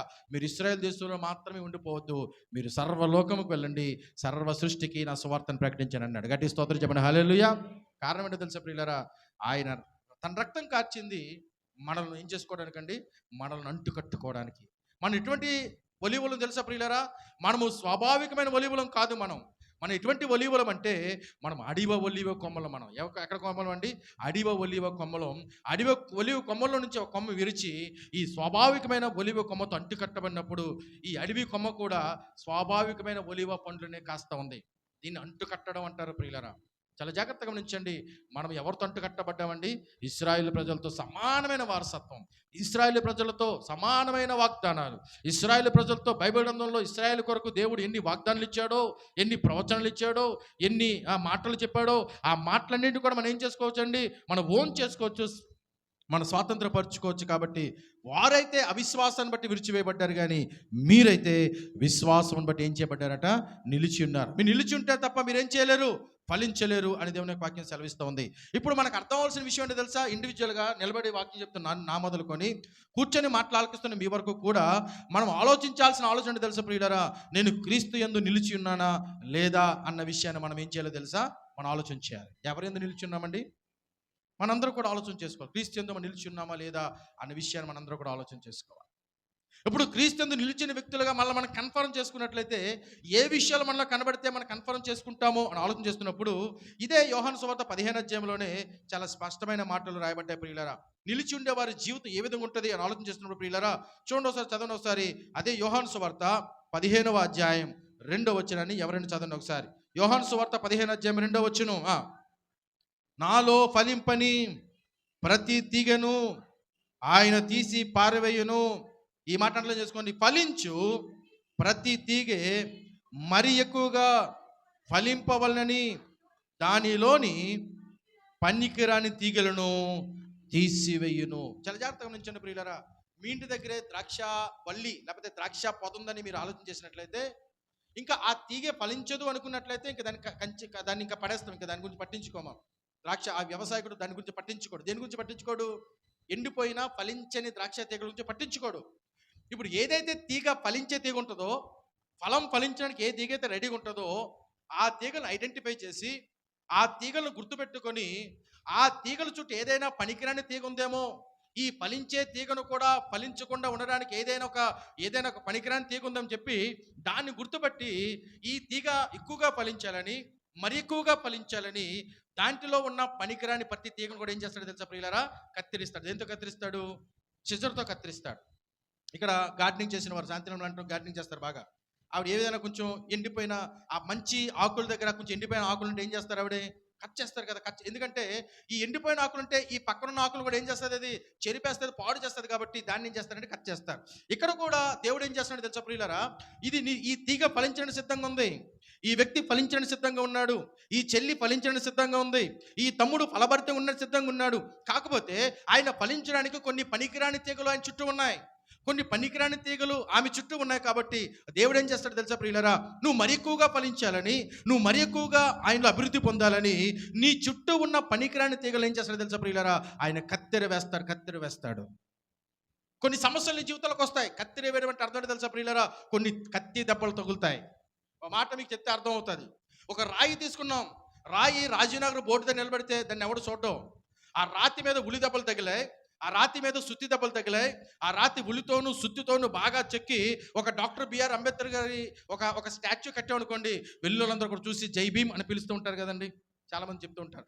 అలాగా ఆ యొక్క రాతిని శిల్పంగా మలచకపోతే శిల్పాన్ని ఎవరు చూడడం. ఆ శిల్పం ప్రయోజనకరంగా ఉండదు, ఆ శిల్పం ఫలభరితంగా ఉండదు. ప్రియ దేవుని బిడ్డలారా, నీవు కూడా దేవుని కొరకు ఫలించాలంటే నీ చుట్టూన్న పనికిరాని తీగలు, నీ చుట్టూన్న భయంకరమైన తీగలన్నీ కూడా ఏం చేయాలో తెలుసా? దేవుడు దాన్ని ఏం చేస్తాడంటే కట్ చేసేస్తూ ఉంటాడు. అలా కొన్ని సందర్భాలు కట్ చేస్తున్నప్పుడు నీ మనసులో బాధ కలుగుతుంది, నీ శరీరంలో బాధ కలుగుతుంది, నీకు దుఃఖము కలుగుతుంది, నీకు వేదన కలుగుతుంది. నీకు వేదన కలిగిన, దుఃఖము కలిగిన, బాధ కలిగిన దేవుని యొక్క ఉద్దేశం ఏంటో తెలుసా ప్రియులారా? నువ్వు దేవుని కొరకు ఫలించాలని. గట్టి స్తోత్రం చెప్పండి, హల్లెలూయా. ఎవరి కొరకు ఫలించాలి? దేవుని కొరకు ఫలించాలి. మీరు చాలా జాగ్రత్తగా మీరు థియాలజికల్గా ఆలోచన చేస్తూ ఉన్నట్లయితే, పాపమునకు తక్క జీతం ఏంటో తెలుసా ప్రియులారా? మరణం. పాపమునకు తక్క జీతం మరణం. మనం పాపం చేస్తే చచ్చిపోవాలి, కానీ దేవుడు మనకి ఇచ్చే కృప ఏంటో తెలుసా ప్రియులారా? దేవుడు మనకు అనుగించే కృప ఏంటంటే, థియాలజికల్ లాంగ్వేజ్లో దాన్ని ఏమంటారంటే ఇంగ్లీష్లో చాస్టైజ్మెంట్ అంటారు. చాస్టైజ్మెంట్ అంటే అర్థం ఏంటంటే, కొన్నిసార్లు దేవుని కొరకు ఫలించే వ్యక్తులు దేవునిలో తప్పు చేసినట్లయితే దేవుడు వారిని తీసివేయడు, దేవుడు వారిని పెరికివేయడు, దేవుడు వారిని నశింపచేయడు. ఏం చేస్తాడో తెలుసా? చిన్న చిన్న శ్రమల వారి జీవితంలోకి వస్తాయి, చిన్న చిన్న కష్టాల వారి జీవితంలోకి వస్తాయి, ఆర్థిక సమస్యలు వస్తాయి, అనారోగ్య బాధలు వస్తాయి, ఇబ్బందులు వస్తాయి, కరువులు వస్తాయి, భయంకరమైన శోధనలు వస్తాయి. కారణం ఏంటో తెలుసా ప్రియులారా? శోధనలు వచ్చాయంటే అర్థం ఏంటంటే దేవుడిని విడిచిపెట్టిన అర్థం కాదు. దేవుని కొరకు ఇంకా ఫలించాలని దేవుని వైపు ఇంకా తిరగాలని, దేవుని వైపు చూడాలని దేవుడు నీ మీద ఏమేశాడు తెలుసా ప్రియులారా? ఒక కత్తెర దెబ్బ వేశాడు. ఎవరి మీద వేస్తాడు దేవుడు కత్తెర దెబ్బ? అందరి మీద వేయడు సుమా. ఎవరైతే ఫలించని సిద్ధంగా ఉన్నారో వారి మీద మాత్రమే కత్తెర దెబ్బ వేస్తాడు. మీకు అర్థం అవ్వాలంటే హెబ్రీలు రాసిన పత్రిక 12వ అధ్యాయం చూడండి ఒకసారి. ఒక మంచి మాట మీకు చూపించే ప్రయత్నం చేస్తాను. హెబ్రీలు రాసిన పత్రిక 12వ అధ్యాయం 12వ అధ్యాయం 7, 8 వచనాలు మనం చదవగలిగినట్లయితే ఒక చక్కని మాట అక్కడ రాయబడి చదవండి ఎవరైనా సరే. శిక్షా ఫలము పొందుటకై మీరు సహించుచున్నారు, దేవుడు కుమారులుగా మిమ్మును చూచుచున్నాడు. తండ్రి శిక్షింపని కుమారుడెవడు? కుమారులైన వారందరూ శిక్షలో పాల్పంపులు పొందుచున్నారు. మీరు పొందని ఎడల దుర్బీజులే కానీ మీరు కుమారులు కారు. మీరందరూ కూడా శిక్షాఫలం పొందడానికే మీరు సహిస్తూ ఉన్నారు. ఎందుకో తెలుసా? దేవుడు మిమ్మల్ని ఎలా చూస్తున్నాడు తెలుసా? మిమ్మల్ని కుమారులుగా చూస్తున్నాడు. ఆడవాళ్ళు అనుకోవచ్చు, కుమారులు కదా మాకెందుకు అనుకోవచ్చు. ఇక్కడ కుమారులు అంటే భౌతిక సంబంధమైన మగ ఆడని అర్థం కాదు. పిల్లలుగా దేవుడు మనం చూస్తున్నాడు. దేవుడు మనందరిని ఎలా చూస్తున్నాడండి? తన సొంత పిల్లలుగా చూస్తున్నాడు. సొంత పిల్లలను శిక్షించిన కుమారుడు ఎవడు? శిక్షించిన తండ్రి ఎవడు? ప్రతి తండ్రి కూడా తన పిల్లలు ఏం చేస్తాడు తెలుసా ప్రియులారా? శిక్షిస్తాడు, బెత్తం వాడతాడు. ఎందుకు బెత్తం వాడతాడు? వాడు నశించిపోవాలని కాదు, వాడు పాడైపోవాలని కాదు, వాడు దూరంగా వెళ్ళిపోవాలని కాదు. ఎందుకు శిక్షిస్తాడు తెలుసా ప్రియులారా? వారు ప్రయోజకులుగా మారాలని, వాళ్ళ పరభరితమైన వ్యక్తులుగా మారాలని శిక్షిస్తారు. ఈ శిక్ష నాకు వద్దండి, ఈ దెబ్బలు నాకు వద్దండి, నాకేమీ వద్దండి అని అనుకున్నట్లయితే ప్రియులారా, ఇక్కడ దేవుని యొక్క వాక్యం సెలవిస్తుంది, వారు కుమారులు కాదట. వారు ఎవరో తెలుసా ప్రియులారా? వారు దుర్బీజులు. ఆ బీజం దేవుని బీజం వారు లేదని అర్థం ప్రియులారా. చాలా జాగ్రత్తగా గమనించాలి. కొన్ని సందర్భాల్లో శోధనలు మన జీవితంలోకి వస్తున్నప్పుడు, పరీక్షలు మన జీవితంలోకి వస్తున్నప్పుడు, కష్టములు మన జీవితంలో వస్తున్నప్పుడు, బాధలు మన జీవితంలో వస్తున్నప్పుడు, నిందలు, హేళనలు, అపహాస్యాలు మన జీవితం మీదకి వస్తున్నప్పుడు, దేవా నువ్వు ఎక్కడున్నావయ్యా, నన్ను చూస్తున్నావా లేదా అని ప్రశ్న వేస్తాం. కొన్ని సందర్భాల్లో ఆయనే ప్రశ్నించే ప్రయత్నం చేస్తాం. దేవుడు అంటాడు కదా, ఈ సమస్య నీ జీవితంలోకి ఎందుకు వచ్చింది తెలుసా? ఈ వ్యాధ నీ జీవితంలో ఎందుకు అనుమతించానో తెలుసా? ఈ కష్టం నీ జీవితంలో ఎందుకు అనుమతించానో తెలుసా? నువ్వు ఫలభరితంగా మారాలని, నువ్వు నా వైపు చూడాలని, ఇంకా నా పాదాలు పట్టుకోవాలని దేవుడు చిన్నపాటి సమస్యను మన జీవితంలో అనుమతిస్తాడు ప్రియులరా. అలా అనుమతించాడంటే కారణం ఏంటో తెలుసా ప్రియులరా? మన పిల్లలం. కొంతమంది ఏమంటారు తెలుసా? ప్రభువా మాకే బాధ వద్దు ప్రభా, మాకే సమస్య వద్దు ప్రభా, మాకేం కష్టం వద్దు ప్రభా, భూలోకి ఉన్నంతకాలం ధనవంతుల్లో ఉండాలి ప్రభా, పరలోకానికి వెళ్ళిపోయిన తర్వాత లాజర్లా ఉండాలి ప్రభా అని ప్రార్థన చేస్తారు చాలామంది. అర్థమైందన్నమాట. భూలోకంలో ఎలా ఉండాలట? ధనవంతుల్లాగా ఉండాలట. పరలోకంకి వెళ్ళిపోయిన తర్వాత ఎలా వెళ్ళిపోవాలట? లాజర్లాగా అబ్రహాము రొమ్మును ఆనుకోవడానికి వెళ్ళిపోవాలట. ఇది సాధ్యమైన పని కాదండి. నువ్వు దేవుని ద్వారా శిక్షణ పొందుకోకపోతే, నువ్వు దేవుని ద్వారా దెబ్బలు కాయకపోతే నువ్వు దేవుని కుమారుడు కాదు, నువ్వు దేవుని కుమార్తెవు కాదు. మనకి డబ్బున్న డబ్బు లేకపోయినా, లక్షలు లేకపోయినా, మన పిల్లలను ఇప్పుడైతే కొంచెం గవర్నమెంట్ స్కూల్స్ కొంచెం బాగున్నాయి అనుకోండి. మా చిన్న వయసులో గవర్నమెంట్ స్కూల్స్ బాగుండేవి కాదు, సరిగ్గా చెప్పేవారు కాదు. ఇప్పుడు బాగా చెప్తున్నారు, నేను కాదంటలేదు, కానీ ఇప్పుడు చాలా బాగా పోటాపోటీగా చెప్తున్నారు. ఇప్పుడు గురించి మాట్లాడట్లేదు, నా పాత దినాల గురించి మాట్లాడుతున్నాను. మన పిల్లలను ఎప్పుడైనా ఎక్కడ జాయిన్ చేయాలని ఇష్టపడతాం మనం? ఆ పక్కన పెద్ద స్కూల్ ఉంటుంది, పెద్ద గ్రౌండ్ ఉంటుంది, ఏ ఫీజు కూడా ఉండదు, పుస్తకాలు కూడా వారిస్తారు, టెక్స్ట్ బుక్లు వారిస్తారు, పుస్తకాలు ఇస్తారు, ఒక బట్టలు కొనుక్కుంటే చాలు. అక్కడ జాయిన్ చేయమని జాయిన్ చేస్తామా? మనం జాయిన్ చేయము. ఎందుకు జాయిన్ చేయము? మనం ఎక్కడ జాయిన్ చేస్తాం తెలుసా? సంవత్సరానికి 50,000, 60,000, 70,000, 80,000, ₹1,00,000, లేకపోతే 2 లక్షలు 3 లక్షలు ఫీజు పెట్టుకొని ప్రైవేట్ స్కూల్లోనే జాయిన్ చేస్తాం. కారణం ఏంటో తెలుసా? ఎందుకు మనం ప్రైవేట్ స్కూల్ చూస్ చేసుకుంటాం? ఎందుకు మనం గవర్నమెంట్ స్కూల్ చూస్ చేసుకుని తెలుసా? మన డబ్బు లేని వారమైనా గవర్నమెంట్ స్కూల్లో మన పిల్లల్ని పెట్టడానికి ప్రయత్నం చేయం. మనకి ఎంత శక్తి వస్తే కొంచెం మన శక్తిలో కొంచెమైనా సరే మన పిల్లలకు మంచి స్టడీస్ ఇవ్వాలని మనం ఇష్టపడుతుంటాం. కారణం ఏంటో తెలుసా ప్రియులారా?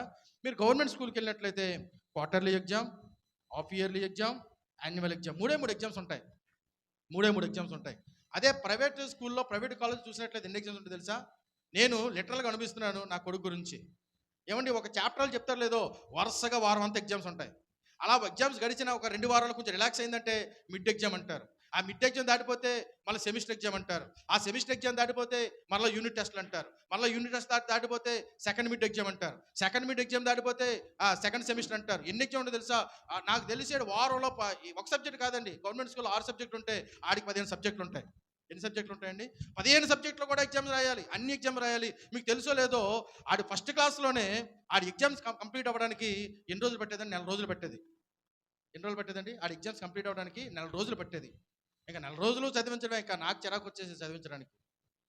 పిల్లలు చాలా జాగ్రత్తగా ఉంచండి. అయినా సరే ప్రైవేట్ ఎగ్జామ్లో ప్రైవేట్ స్కూల్ ఎందుకు జాయిన్ చేస్తాం తెలుసా? అక్కడ పరీక్షలు ఎక్కువ ఉంటాయి. ఎంత పరీక్ష రాస్తామో, ఎంత బాగా పరీక్ష రాస్తామో అంత బాగా లైఫ్లో సక్సీడ్ అవ్వగలుగుతాం. ఎంతగా మన దేవునిలో శిక్షణ పొందుకుంటామో, ఎంతగా మన దేవుని ద్వారా శిక్షించబడతామో, మనము ఆయన కుమారుగా పిలవడతాం. కాబట్టి మనం నిలిచి ఉన్నట్టు అర్థం ప్రియులారా. మన ఫలభరితమైన జీవితాన్ని మనం జీవించినట్లు. గట్టి స్తోత్రం చెప్పండి హల్లెలూయా. వారైతే అవిశ్వాసాన్ని బట్టి విడిచివేయబడ్డారు, మనమైతే విశ్వాసం బట్టి ఏం చేయబడ్డాం తెలుసా ప్రియులారా? నిలిచి ఉన్నాం. ప్రియులారా, మీ జీవితంలో ఎవరికైనా సమస్య ఉందా, కష్టం ఉందా, అవహేళన ఉందా, అపహాస్యం ఉందా, అనేక మంది పాయింట్అవుట్ చేస్తున్నారా? సంతోషించు, గంతులై. కారణం ఏంటో తెలుసా ప్రియులారా? దేవుడు మనల్ని ఎలా చూస్తున్నాడండి? పిల్లలగా చూస్తున్నాడు. దేవుడు మనం ఎలా చూస్తున్నాడు? కుమారులుగా చూస్తున్నాడు. అంతకన్నా ప్రాముఖ్య విషయం ఏంటో తెలుసా ప్రియులారా? మనం ఏం చేయబడుతున్నాం? మనం నిలిచివేయబడ్డాం. మనం నిలిచి ఉన్నాం. నిలిచి ఉంటే మనం ఏం చేయబడతాం తెలుసా ప్రియులారా? ఫలభరితమైన వ్యక్తులుగా మార్చబడతాం. గట్టిగా స్తోత్రం చెప్తారా? హల్లెలూయా, హల్లెలూయా. నిలిచి ఉన్న వారిలో మొట్టమొదటిగా దేవుని యొక్క దెబ్బలు తగులుతాయి. రెండో మాట దగ్గరకు వస్తాం, చాలా జాగ్రత్తగా ఉంచండి ప్రియులారా. అదే యోహాను సువార్త 15వ అధ్యాయం. ఈసారి 3వ వచనం చదవండి ఎవరైనా సరే. యోహాను సువార్త 15వ అధ్యాయం 3వ వచనం. స్పీడ్గా చదవండి ఒకసారి. నేను మీతో చెప్పిన మాటను బట్టి మీరిప్పుడు పవిత్రులుగా ఉన్నారు. ఈ మాట మనం ఏం చెప్పాలి తెలుసా ప్రియులారా? మీరు ఎవరైనా సరే ద్రాక్ష చెట్లు నాటించేవారు, లేకపోతే ద్రాక్షాపతి ఇంట్లో పెట్టుకుని ఉంటే ఏం చేస్తారో తెలుసండి? ఆ ద్రాక్ష తీగల మీద, ఆ ద్రాక్ష ఆకుల మీద ప్రతి పగలు, ప్రతి సాయంకాలం కూడా వాటర్ స్ప్రింకిల్ చేస్తారు. వాటర్ పోస్తారు. కారణం ఏంటో తెలుసా? ఎందుకు వాటర్ పోస్తారంటే దానికి నీరు అందించడానికి, ఆ ఆకులను కూడా శుభ్రపరచడానికి, ఆ ఆకులు క్లీన్గా ఉంచడానికి. ఆకులు క్లీన్గా లేకపోతే పురుగు పట్టే అవకాశం ఉంటుంది. ఆ ఆకులు క్లీన్గా లేకపోతే చెదలు పట్టే అవకాశం ఉంటుంది. ఆ ఆకులను ప్రెజరైజ్డ్గా వాటర్ పోస్తే ప్రియులారా, ఆ యొక్క ఆకులు, ఆ తీగలు చాలా పవిత్రంగా, చాలా క్లీన్గా ఉండి ఆ చక్కగా ఫలిభరితంగా ఉండడానికి అది పనికొస్తుంది ప్రియులారా. కాబట్టి దేవుడు కూడా ఏమన్నాడు తెలుసా? దేవుని యందు నిలిచున్న వారిని దేవుడు ఏం చేస్తాడు తెలుసా? ఆయన పవిత్రులుగా మారుస్తాడు అని దేవుని యొక్క వాక్యం మాట్లాడుతూ ఉంది. ఇంకా ఆలోచన చేస్తూ ఉన్నట్లయితే అదే యోహాను సువార్త 15వ అధ్యాయం 7వ వచనం మనం చదవగలిగినప్పుడు ఒక చక్కని మాట అక్కడ రాయబడి ఉంది ప్రియులారా. యోహాను సువార్త 15వ అధ్యాయం 7వ వచనం చదవండి ఒకసారి. నా యందు మీరును, మీ యందు నా మాటలను నిలిచి ఉండిన యెడల మీకు ఏది ఇష్టమో మీరు అడగండి, అది మీకు అనుగ్రహించబడింది. దేవుని యందు నిలిచి ఉన్న వారికి ఆయన ఇచ్చే మాట అంటే తెలుసా ప్రియులారా? దేవుని యందు నిలిచి ఉండే మనుషులను దేవుడు ఏం చేస్తాడు తెలుసా? ఆయన పట్టించుకుంటాడు. వారి అవసరతను కూడా దేవుడు తీరుస్తాడు. అర్థమైందండి? దేవుడు ఎవరిని పట్టించుకుంటాడో తెలుసా ప్రియులారా? దేవుడు ఎవరిని పట్టించుకుంటాడో తెలుసా? ఆయన యందు ఎవరైతే నిలిచి ఉంటారో వారిని పట్టించుకుంటాడు. వారి అవసరతలను కూడా దేవుడు తీరుస్తాడు. అంటారుగా, దేవుడు అంటాడు కదా, అడుగు వాటన్నిటికంటేను, ఊహించు వాటన్నిటికంటేను అత్యధికముగా నేను మీకు మేలు అనుగ్రహిస్తానని చెప్పి దేవుడు మాట్లాడుతూ, అత్యధికముగా ఎవరికి? అందరికీ కాదు ప్రియులారా, దేవునిలో నిలిచిన వారికి. దేవుని నిలబడ్డామనడానికి మన దగ్గర 3 రుజువులు ఏంటో తెలుసా ప్రియులారా? మొట్టమొదటిగా మనం దేవుని యొక్క కత్తెర దెబ్బ మనం తింటున్నాం. రెండవదిగా ప్రియులారా, మనం దేవుని ద్వారా పరిశుద్ధపరచబడుతున్నాం. మూడవదిగా ఆ దేవుడే మనల్ని పట్టించుకుంటున్నాడు. ఆ దేవుడే మన ప్రతి అవసరతను కూడా తీరుస్తూ ఉన్నాడు. మన కోరికను సఫలపరిచి, మన ప్రతి ఆలోచన కూడా నెరవేర్చే ప్రియులారా, మన ప్రతి అవసరతను కూడా దేవుడు ఏం చేస్తాడో తెలుసా ప్రియులారా? ఆయన తీరుస్తూ ఉన్నాడు. ప్రియులారా, సింహం పిల్లలైనా లేమి కలవే ఆకలి కొంటాయేమో కానీ నా యందు నమ్మికించిన బిడ్డలు ఇప్పుడు కూడా ఏం చేయరండి? వారు ఆకలి కొనరు అని దేవుని యొక్క వాక్యం మాట్లాడుతూ ఉంది. దేవుడు మనల్ని ప్రొటెక్ట్ చేస్తాడు. దేవుడు మనల్ని పోషిస్తాడు ప్రియులారా. ఎవరికి?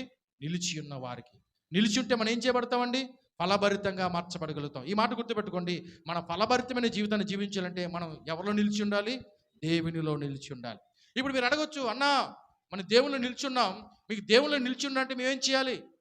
దేవుళ్ళు నిలబడాలంటే మేము ఏం చేయాలి అని ఆలోచన చేస్తున్నప్పుడు ప్రియులారా, చాలా జాగ్రత్తగా గమనించండి. ఆ మాట కూడా చూపించే ప్రయత్నం చేస్తున్నాం. చూడండి ప్రియులారా, యోహాను సువార్త 15వ అధ్యాయం 10వ వచనాన్ని చదవండి స్పీడ్గా ఎవరైనా సరే. యోహాను సువార్త ఆ అధ్యాయం తప్ప పైకి ఎప్పుడు కూడా వెళ్ళను. యోహాను సువార్త 15వ అధ్యాయం 10వ వచనం చదవండి ఒకసారి. నేను నా తండ్రి ఆజ్ఞను గైకొని ఆయన ప్రేమ యందు నిలిచిన ప్రకారము మీరును నా ఆజ్ఞను గైకొని ఎడల నా ప్రేమ యందు నిలిచి ఉంటారు. అంటే మనం నిలబడాలంటే ఏం చేయాలి? తండ్రి ఆజ్ఞలను గైకొనాలి. ఏం చేయాలండి? మనం ఫలభరితంగా ఉండాలంటే, నా మాట్లాడుతున్నా లేదో మళ్ళీ చెప్తాను. మనం ఫలభరితంగా ఉండాలంటే ఆయన యందు నిలిచి ఉండాలి. మనము ఆయన యందు నిలబడి ఉండాలంటే ఏం చేయాలి తెలుసా ప్రియులారా? ఆయన మాటకు విధేయత చూపించాలి. చెప్పండి గట్టిగా, ఏం చూపించాలి? ఆయన మాటకు విధేయత చూపించాలి. దేవుని ఒక మాటకు విధేయత చూపించడం అంటే అర్థం ఏంటంటే, మీకు ఒక మాట చెప్తాను, చాలా జాగ్రత్తగా నుంచి. ఆత్మ చెప్పుచున్న మాట చెవిగలవాడు వినుగాక అన్నాడు. అసలు మన చెవులు ఎందుకు పెట్టాడు దేవుడు? వినడానికి కదా. మరి చెవిగలవాడు వినుగాక అంటే అర్థం తెలుసా? ఆత్మదేవుడు ఏ మాట అయితే చెప్తున్నాడో ఆ మాట ప్రకారం బ్రతకడమే ఆ మాట విన్నట్టు. మీకు అర్థం అవ్వాలంటే ఒక మాట చెప్తాను, బైబిల్ ఉన్న మాట చెప్తాను, బయటికి వెళ్ళి. ఒక తండ్రి ఉన్నాడు, తండ్రికి 2 కుమారులు ఉన్నారు. పెద్ద కుమారు దగ్గరికి వెళ్ళి, నాన్న నాకు కొంచెం అనారోగ్యం ఉంది, ఆరోగ్యం బాగోలేదు, పొలంలో చేయాల్సిన కొంత పని ఉంది, దయచేసి ఆ నాగలు పట్టుకొని వెళ్ళు, ఆ పార పట్టుకొని వెళ్ళు, గుణపం పట్టుకొని వెళ్ళు, పొలంలో కొంచెం సేద్యం చేసిరా అని చెప్పి పెద్ద కుమారుడు చెప్పాడు. తండ్రి ఎవరు చెప్పాడండి? నా దగ్గర ఉన్నారా అందరూ? నా దగ్గర ఉండి గట్టి స్తోత్రం చెప్పండి ఒకసారి. ఎవరి దగ్గర ఉన్నాం మనం? Praise lord. ఎవరు చెప్పాడు? తండ్రి పెద్ద కుమారుడు చెప్పాడు. పెద్ద కుమారుడు ఏమంటే తెలుసా? డాడీ వెళ్ళిపోతాను, నీ మాటకే నాకు వాల్యూ, నీ మాట అంటే నేను ఇచ్చేస్తాను, నేను ప్రాణం ఇచ్చేస్తానని చెప్పేసి వెళ్తానని చెప్పి తండ్రికి మాట ఇచ్చాడు. కానీ ఏం చేయలేదు తెలుసా ప్రియులారా? వెళ్ళలేదు. చిన్న కుమారుడు దగ్గరికి వెళ్ళాడు తండ్రి. ఆయన నీ అన్నకి చెప్పాను వెళ్తానని, కానీ వెళ్ళలేదు, నువ్వేం వెళ్తావంటే ఆడేమన్నాడు తెలుసా? నాకు బోల్డ్ పని ఉంది, నాకు బోల్డ్ ఫ్రెండ్స్ ఉన్నారు, నేను వెళ్ళనన్నాడు. ఏమన్నాడండి చిన్న కుమారుడు? వెళ్ళనన్నాడు. సరే వెళ్ళనన్నాడు కదని చెప్పేసి ప్రియులారా ఆలోచన చేసినప్పుడు ఆ తర్వాత చిన్న కుమారుడి మాట, ఆ చిన్న కుమారుడు మనసు మార్చుకుని, అయ్యో నా తండ్రి చెప్పాడు కదా చెప్పేసి వెళ్ళనన్న చిన్న కుమారుడు వెళ్ళాడు. ఇప్పుడు మీరు మాట చెప్పండి, 2 కుమారులో ఏ కుమారుడు తండ్రి మాట విన్నట్టు? వెళ్తానని చెప్పి వెళ్ళకుండా ఉన్న కుమారుడా, వెళ్ళనని చెప్పి వెళ్ళిన కుమారుడా? వెళ్ళనని చెప్పి వెళ్ళిన కుమారుడు తండ్రి మాట ఆలకించినట్టు. ఇప్పుడు మనం కూడా దేవుళ్ళు నిలిచి ఉండాలంటే మనం ఏం చేయాలో తెలుసా ప్రియులారా? మనం ఆయన మాటకు విధేయత చూపించాలి, ఆయన ఆజ్ఞలను గైకొనాలి, ఆయన మాటకు విధేయత చూపించాలి ప్రియులారా. చాలా జాగ్రత్తగా ఉంచండి. విధేయత అనే పదం దగ్గరికి వస్తున్నప్పుడు బైబిల్ గ్రంథంలో విధేయత గురించి మనం మాట్లాడుకుంటున్నప్పుడు మనం ఆశీర్వదించబడాలంటే ఖచ్చితంగా మన విధేయత కనపరచాలి. బైబిల్ గ్రంథంలో ఆ మూల నుంచి ఈ మూల వరకు ఏ భక్తుని తీసుకున్నా సరే ప్రియులారా, ప్రతి భక్తుడు కూడా విధేయత కలిగిన వాడే ఆశీర్వదించబడ్డాడు. విధేయత లేనివాడు ఏ ఒక్కరు కూడా దేవుని ద్వారా ఆశీర్వదించబడలేదు. ఆ విధేయత గురించి మనం నేర్చుకుంటున్నప్పుడు, ఆ విధేయత గురించి మనం మాట్లాడుతున్నప్పుడు ఒక శ్రేష్టమైన వచనం ఉంది. ఆ వచనం దాటి అంతకంటే శ్రేష్టమైన వచనం విధేయత గురించి లేదు. అదేంటో తెలుసా ప్రియులారా? ప్రతి ఒక్కరు తెలిసిన వచనం, ప్రతి ఒక్కరు కంఠస్థ పెట్టుకోవాల్సిన విషయం ఏంటో తెలుసా? మొదటి సమయాలు రాసిన గ్రంథం 15వ అధ్యాయం 22వ వచనం చదవండి ఎవరైనా సరే. మొదటి సమయాలు రాసిన గ్రంథం 15వ అధ్యాయం 22వ వచనంలో ఓ చక్కని మాట అక్కడ రాయబడింది ప్రియులారా. ఆ మాట స్పీడ్గా ఎవరైనా చదవండి ఒకసారి. అందుకు సమూయేలు తాను సెలవిచ్చిన ఆజ్ఞను ఒకడు గైకొనుట వలన యెహోవా సంతోషించినట్లు దహన బలులను అర్పించుట వలన ఆయన సంతోషించునా? ఆలోచించు. బలులు అర్పించుట కంటే ఆజ్ఞను గైకొనుటయు, పొట్టేల క్రొవ్వు అర్పించుట కంటే మాట వినుటయు శ్రేష్టము. గట్టి స్తోత్రం చెప్పండి. హల్లెలూయా. ఏమండి ఏమని రాయబడిందండి ప్రియులారా? ఆలోచించు. బలులు అర్పించుట కంటే ఆజ్ఞను గైకొనుటయు, పొట్టేలు క్రొవ్వు అర్పించుట కంటే మాట వినుటయు శ్రేష్టమన్నాడు. ఇక్కడ 2 మాటలు ఉన్నాయి.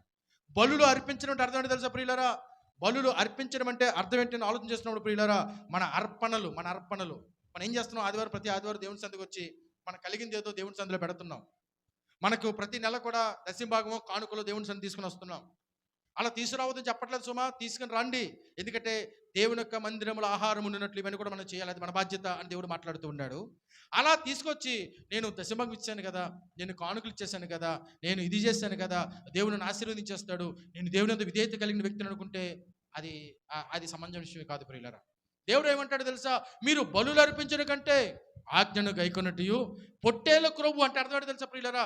పొట్టేలు క్రొవ్వు పాత నిబంధనలు ఎందుకు అర్పించేవారంటే అది దేవునికి ఆరాధన చేయడానికి సింబాలిక్గా కనబడుతూ ఉంది. దేవుని ఆరాధించడానికి సాదృశ్యంగా కనబడుతుంది. అంటే అర్థం తెలుసా?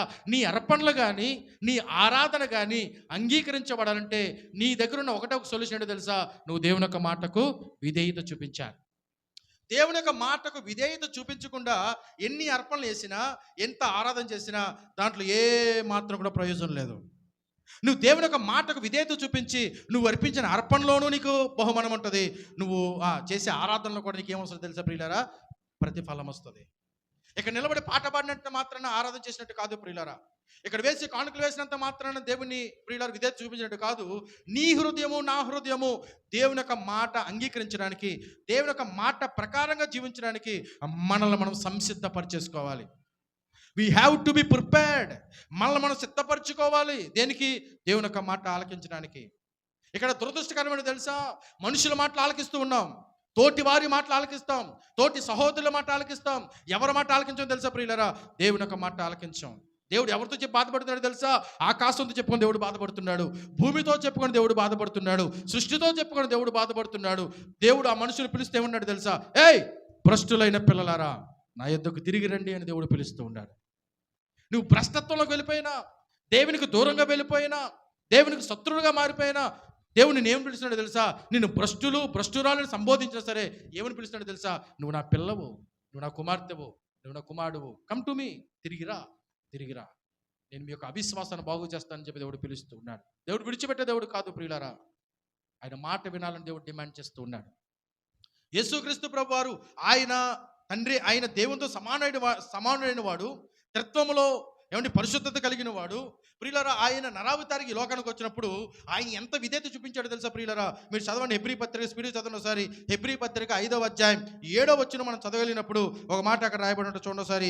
హెబ్రీ పత్రిక 5వ అధ్యాయం చూడండి 8వ వచనం చదవండి ఎవరైనా సరే. హెబ్రీ పత్రిక 5వ అధ్యాయం 8వ వచనం. ఆయన కుమారుడయుండియు తాను పొందిన శ్రమల వలన ఏం నేర్చుకున్నాడట? అంటే యేసుక్రీస్తు ప్రభు వారు ఏం నేర్చుకున్నాడండి? విధేయత నేర్చుకున్నాడు. ఆయన నేర్చుకున్న విధేయతను తన కలవరి శిలువ యాగములు చూపించాడు. ఫిలిప్పీలకు రాసిన పత్రిక 2వ అధ్యాయం చూడండి ఒకసారి. ఫిలిప్పీలకు రాసిన పత్రిక 2వ అధ్యాయం ప్రియులారా చాలా జాగ్రత్తగా గమనించండి. ఒక మాట అక్కడ రాయబడి ఉంది ప్రియులారా, చూడండి ఒకసారి. ఫిలిప్పీలకు రాసిన పత్రిక 2వ అధ్యాయం 8వ వచనం చదవండి ఒకసారి. మరియు ఆయన ఆకారమందు మనుషుడుగా కనబడి మరణము పొందినంతగా, అనగా శిలువ మరణం పొందినంతగా విధేయత చూపినవాడై. అంటే యేసుక్రీస్తు ప్రభువు ఏం చూశారండి? ఆయన తన పడ్డ శ్రమలు బట్టి విధేయత నేర్చుకున్నాడట. తను నేర్చుకున్న విధేయతను ఎక్కడ చూపించాడు? ఆయన శిలువలో చూపించాడు, మరణంలో చూపించాడు. అంటే యేసుక్రీస్తు ప్రభువు లాంటోడే ఏం నేర్చుకున్నాడు? విధేయత నేర్చుకున్నాడు, విధేయత చూపించాడు. విధేయత తన జీవితంలో ఆయన కనుపరిచాడు. మీకు తెలుసా, యేసుక్రీస్తు ప్రభు వారు 30 సంవత్సరాల వరకు ఎవరి దగ్గర ఉన్నాడండి? తల్లిదండ్రులకు విధేయుడుగా జీవించాడు. ఎవరికి విధేయుడు జీవించాడండి? తల్లి తండ్రికి విధేయత కలిగి జీవించాడు. ఆయన విధేయతను కలిగి జీవించాడు కాబట్టి మన విధేయులుగా ఉండమని అని చెబుతున్నాడు. గట్టి స్తోత్రం చెప్పండి, హల్లెలూయా. విధేయత, యేసు ప్రభు విధేయత చూపించాడు. విధేయత చూపించిన వ్యక్తిని కూడా బైబిల్లో చూపిస్తాను. ఆ వ్యక్తి ఎవరో తెలుసా ప్రియులారా? ఇశ్రాయేలీయులకు మొట్టమొదటి రాజు. ఆ వ్యక్తి ఎవరంటే సౌలు. ప్రియులారా, సౌలు తన యొక్క అవిధేయత వలన తన యొక్క ప్రతిష్టను కోల్పోయాడు. సౌలు తన అవిధేయత వలన తనకున్న భాగ్యాలను కోల్పోయాడు. సౌలు తనకున్న అవిధేయత వలన దేవుడు విడిచిపెట్టే పరిస్థితులకు వెళ్ళిపోయాడు. దేవుడు మాట్లాడుతూ సౌలుతో ఏమన్నాడు? సౌలా, అమాలేకులు ఏం చేయకూడదు? విడిచిపెట్టకూడదు అన్నాడు. కానీ ఎవరిని విడిచిపెట్టాడండి? ఎవరినైతే విడిచిపెట్టకూడదో, ఎవరినైతే తనతో పాటు ఉంచుకోకూడదో ఆ వ్యక్తుల్నే ఆయన విడిచిపెట్టకుండా తనతో పాటు ఉంచేసుకున్నాడు ప్రియులారా సౌలు. మీకు మాట తెలుసా? బైబిల్లో ఫస్ట్ సూసైడ్ అటెంప్ట్ చేసుకున్న వ్యక్తి ఎవరు ఉన్నారంటే ఆ వ్యక్తి ఎవరో కాదు ప్రియులారా, సౌలే. ఏం చేసుకున్నాడండి? సూసైడ్ అటెంప్ట్ చేసుకున్నాడు. నేటి దినాల్లో చాలా మంది ఏమనొస్తారు, ఇంటర్మీడియట్ ఫెయిల్ అయిపోతేనో, ఉద్యోగాలు రాకపోతేనో, పెళ్లి సరిగా అవ్వబోతేనో, ఏదే అవ్వబోతేనో అనుకున్న సాగపోతే మనకు సావే చరణం కనబడుతుంది. కానీ ఈ మాట, ఈ యొక్క అలవాటు ఎక్కడ వచ్చింది తెలుసా? సౌలు ద్వారా వచ్చింది. సౌలు ఏం చేశాడు తెలుసా ప్రియులారా? తనకు తల త్రిప్పేస్తుందట, భయంకర హెడేక్ ఆయనకి ఆ చావు దినాల్లో. ఆ భయంకర హెడేక్ వస్తే ఆ హెడేక్ తట్టుకోలేక చచ్చిపోదామని ఆశ కలిగి ఉన్నాడు సౌలు. సూసైడ్ చేసుకోవాలని ఒక కత్తి ఉంటే కత్తి మీద పడుకుని పోయాడు. అలాగా కత్తి మీద పడిపోయాడు. కత్తి చాలా షార్ప్ ఉంటుంది కదండి. ఆ కత్తి లోపల దిగిపోయింది. కానీ ఆయన దురదృష్టం పెట్టో కత్తి మీద పడుకున్నా చచ్చిపోలేదు సౌలు. భయంకరంగా తలపోటు వచ్చేస్తుంది, భయంకరంగా హెడేక్ వచ్చేస్తుంది, తట్టుకోలేనిత బాధ. భయంకరంగా హెడేక్ కదండి, చాలా మందికి భయంకర హెడేక్లు ఉంటాయి. తట్టుకోలేని బాధ.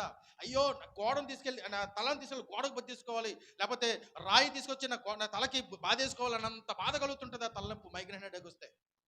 ఆ టైంలో ఆ సౌలు భరించలేక ఏం చేసినా తెలుసా ప్రియులారా? ఆ తన కత్తి మీద పడిపోయాడు. అలాగా ఆయన ఉద్దేశం ఏంటంటే కత్తి లోపలికి వెళ్ళిపోయి నా పేగులు బయటకు వచ్చేసి నేను చచ్చిపోతానేమనుకున్నాడు. కానీ ఆయన దురదృష్టం ఏంటో, కత్తి ఎంత లోపలికి వెళ్ళినా ఆయన చచ్చిపోవట్లేదు. ఎవడో వస్తున్నాడు, అలాగే రే రారన్నాడు, పిలిచాడు. ఈ రాజు ఆయన ఒక మామూలు వ్యక్తి, సాదాసీద వ్యక్తి, ఒక సైనికుడు. నువ్వు ఎవడరా అని అడిగితే నేను అమాలేకుని అన్నాడు. ఎవరండి ఆయన? అమాలేకుని అన్నాడు. బాబు నేను నాకు సావు రావట్లేదు, నువ్వు చంపే అన్నాడు. ఏం చేశాడు తెలుసా వ్యక్తి? అబ్బో, ఈ బాబు బతకలేకపోతున్నాడు, చాలా ఇబ్బంది పడుతున్నట్టున్నాడు, చావడానికి సిద్ధపడినట్టున్నాడు, ఆడెందుకు కష్టపడి నేనే చంపేస్తానని చెప్పేసి అక్కడ అమాలేకుని ఏమని చంపేశాడు తెలుసా ప్రియులారా? సౌలుని చంపేశాడు. ఏ అమాలేకునైతే సౌలు వదిలిపెట్టాడో, ఏ అమాలేకునైతే చంపకుండా దేవుడు ఒక మాట మీరి సౌలు విడిచిపెట్టాడో ప్రియులారా, అదే అమాలేకుడు వచ్చి సౌలు ఏం చేశాడు తెలుసా? చంపేశాడు.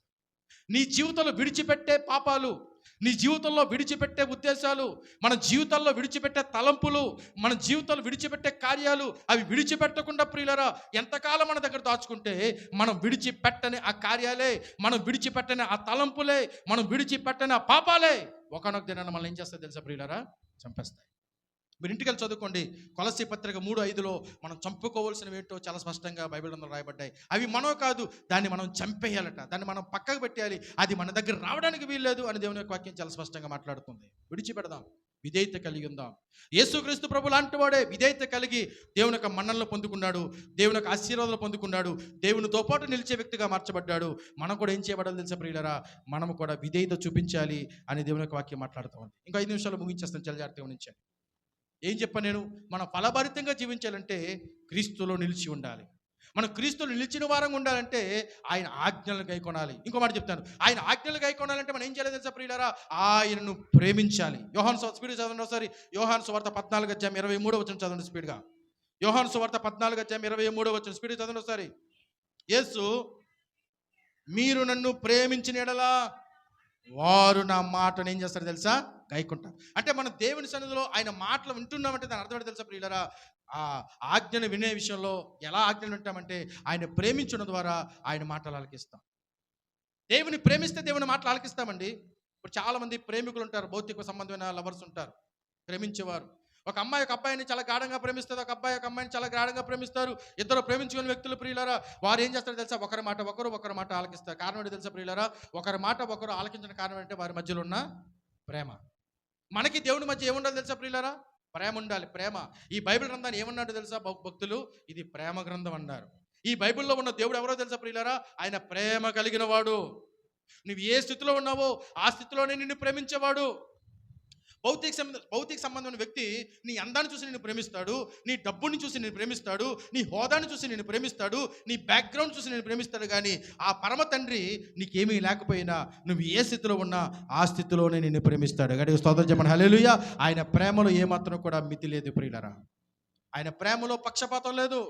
మీరు 1 కొరింథీ రాసిన పత్రిక 11 చదువుకొని ప్రియులారా, ప్రేమలో డంబం ఉండదు, ప్రేమలో నిస్వార్థం ఉండదు, ప్రేమ అన్ని చేస్తుంది, ప్రేమ ఇది చేస్తుంది, ప్రేమ తాలుకుంటుంది. ఎన్నో గొప్ప విషయాలు పౌలు భక్తుడు ప్రేమ గురించి రాశాడు ప్రియులారా. అన్నిటికంటే ఈ లోకంలో శ్రేష్టమైనది ఏంటో తెలుసు ప్రియులారా? ప్రేమ అనేది చాలా శ్రేష్టమైనది. ప్రేమ కలిగి ఉండడం నేర్చుకోవాలి. దేవుడు మనం చెబుతున్న ఆ యొక్క మాట అంటే తెలుసా ప్రియులారా? దేవుడు మనల్ని ఏమంటాడంటే, నువ్వు ప్రేమించినట్లయితే ఈ బైబిల్ గ్రంథం అంతటిని కూడా నెరవేర్చేసినట్టు అంటున్నాడు దేవుడు. ఎవరిని ప్రేమించాలి? మొట్టమొదటిగా నీ దేవుని ప్రేమించాలి, నిన్ను వల్ల నీ పొరుగు వారిని ప్రేమించాలి, మూడోదిగా నీ శత్రువును సైతం ప్రేమించాలన్నాడు. ఇక్కడ దేవుని ప్రేమిస్తాం, పొరుగు వారిని కూడా ప్రేమిస్తాం. మనం చేయింది ఎవరో తెలుసా ప్రియులారా? శత్రువును ప్రేమించాం. ఏమంటుంది? రేయ్, ఆడు ముఖం ఎప్పుడు కూడా నేను చూడకూడదు అని చూస్తే నాకు ఏమొచ్చేస్తుంది? నాకు కోపం వచ్చేస్తుంది. ఏం చేస్తాను నాకు తెలియదు. వాడిని చూస్తే నేను మనిషిగా మారలేను. ఇవెందుకమ్మా ఈ మాటలు ఎందుకు? ఒకవేళ దేవుడే అలా మనకు అన్నట్లయితే మనం ఎక్కడికి వెళ్ళిపోతాం?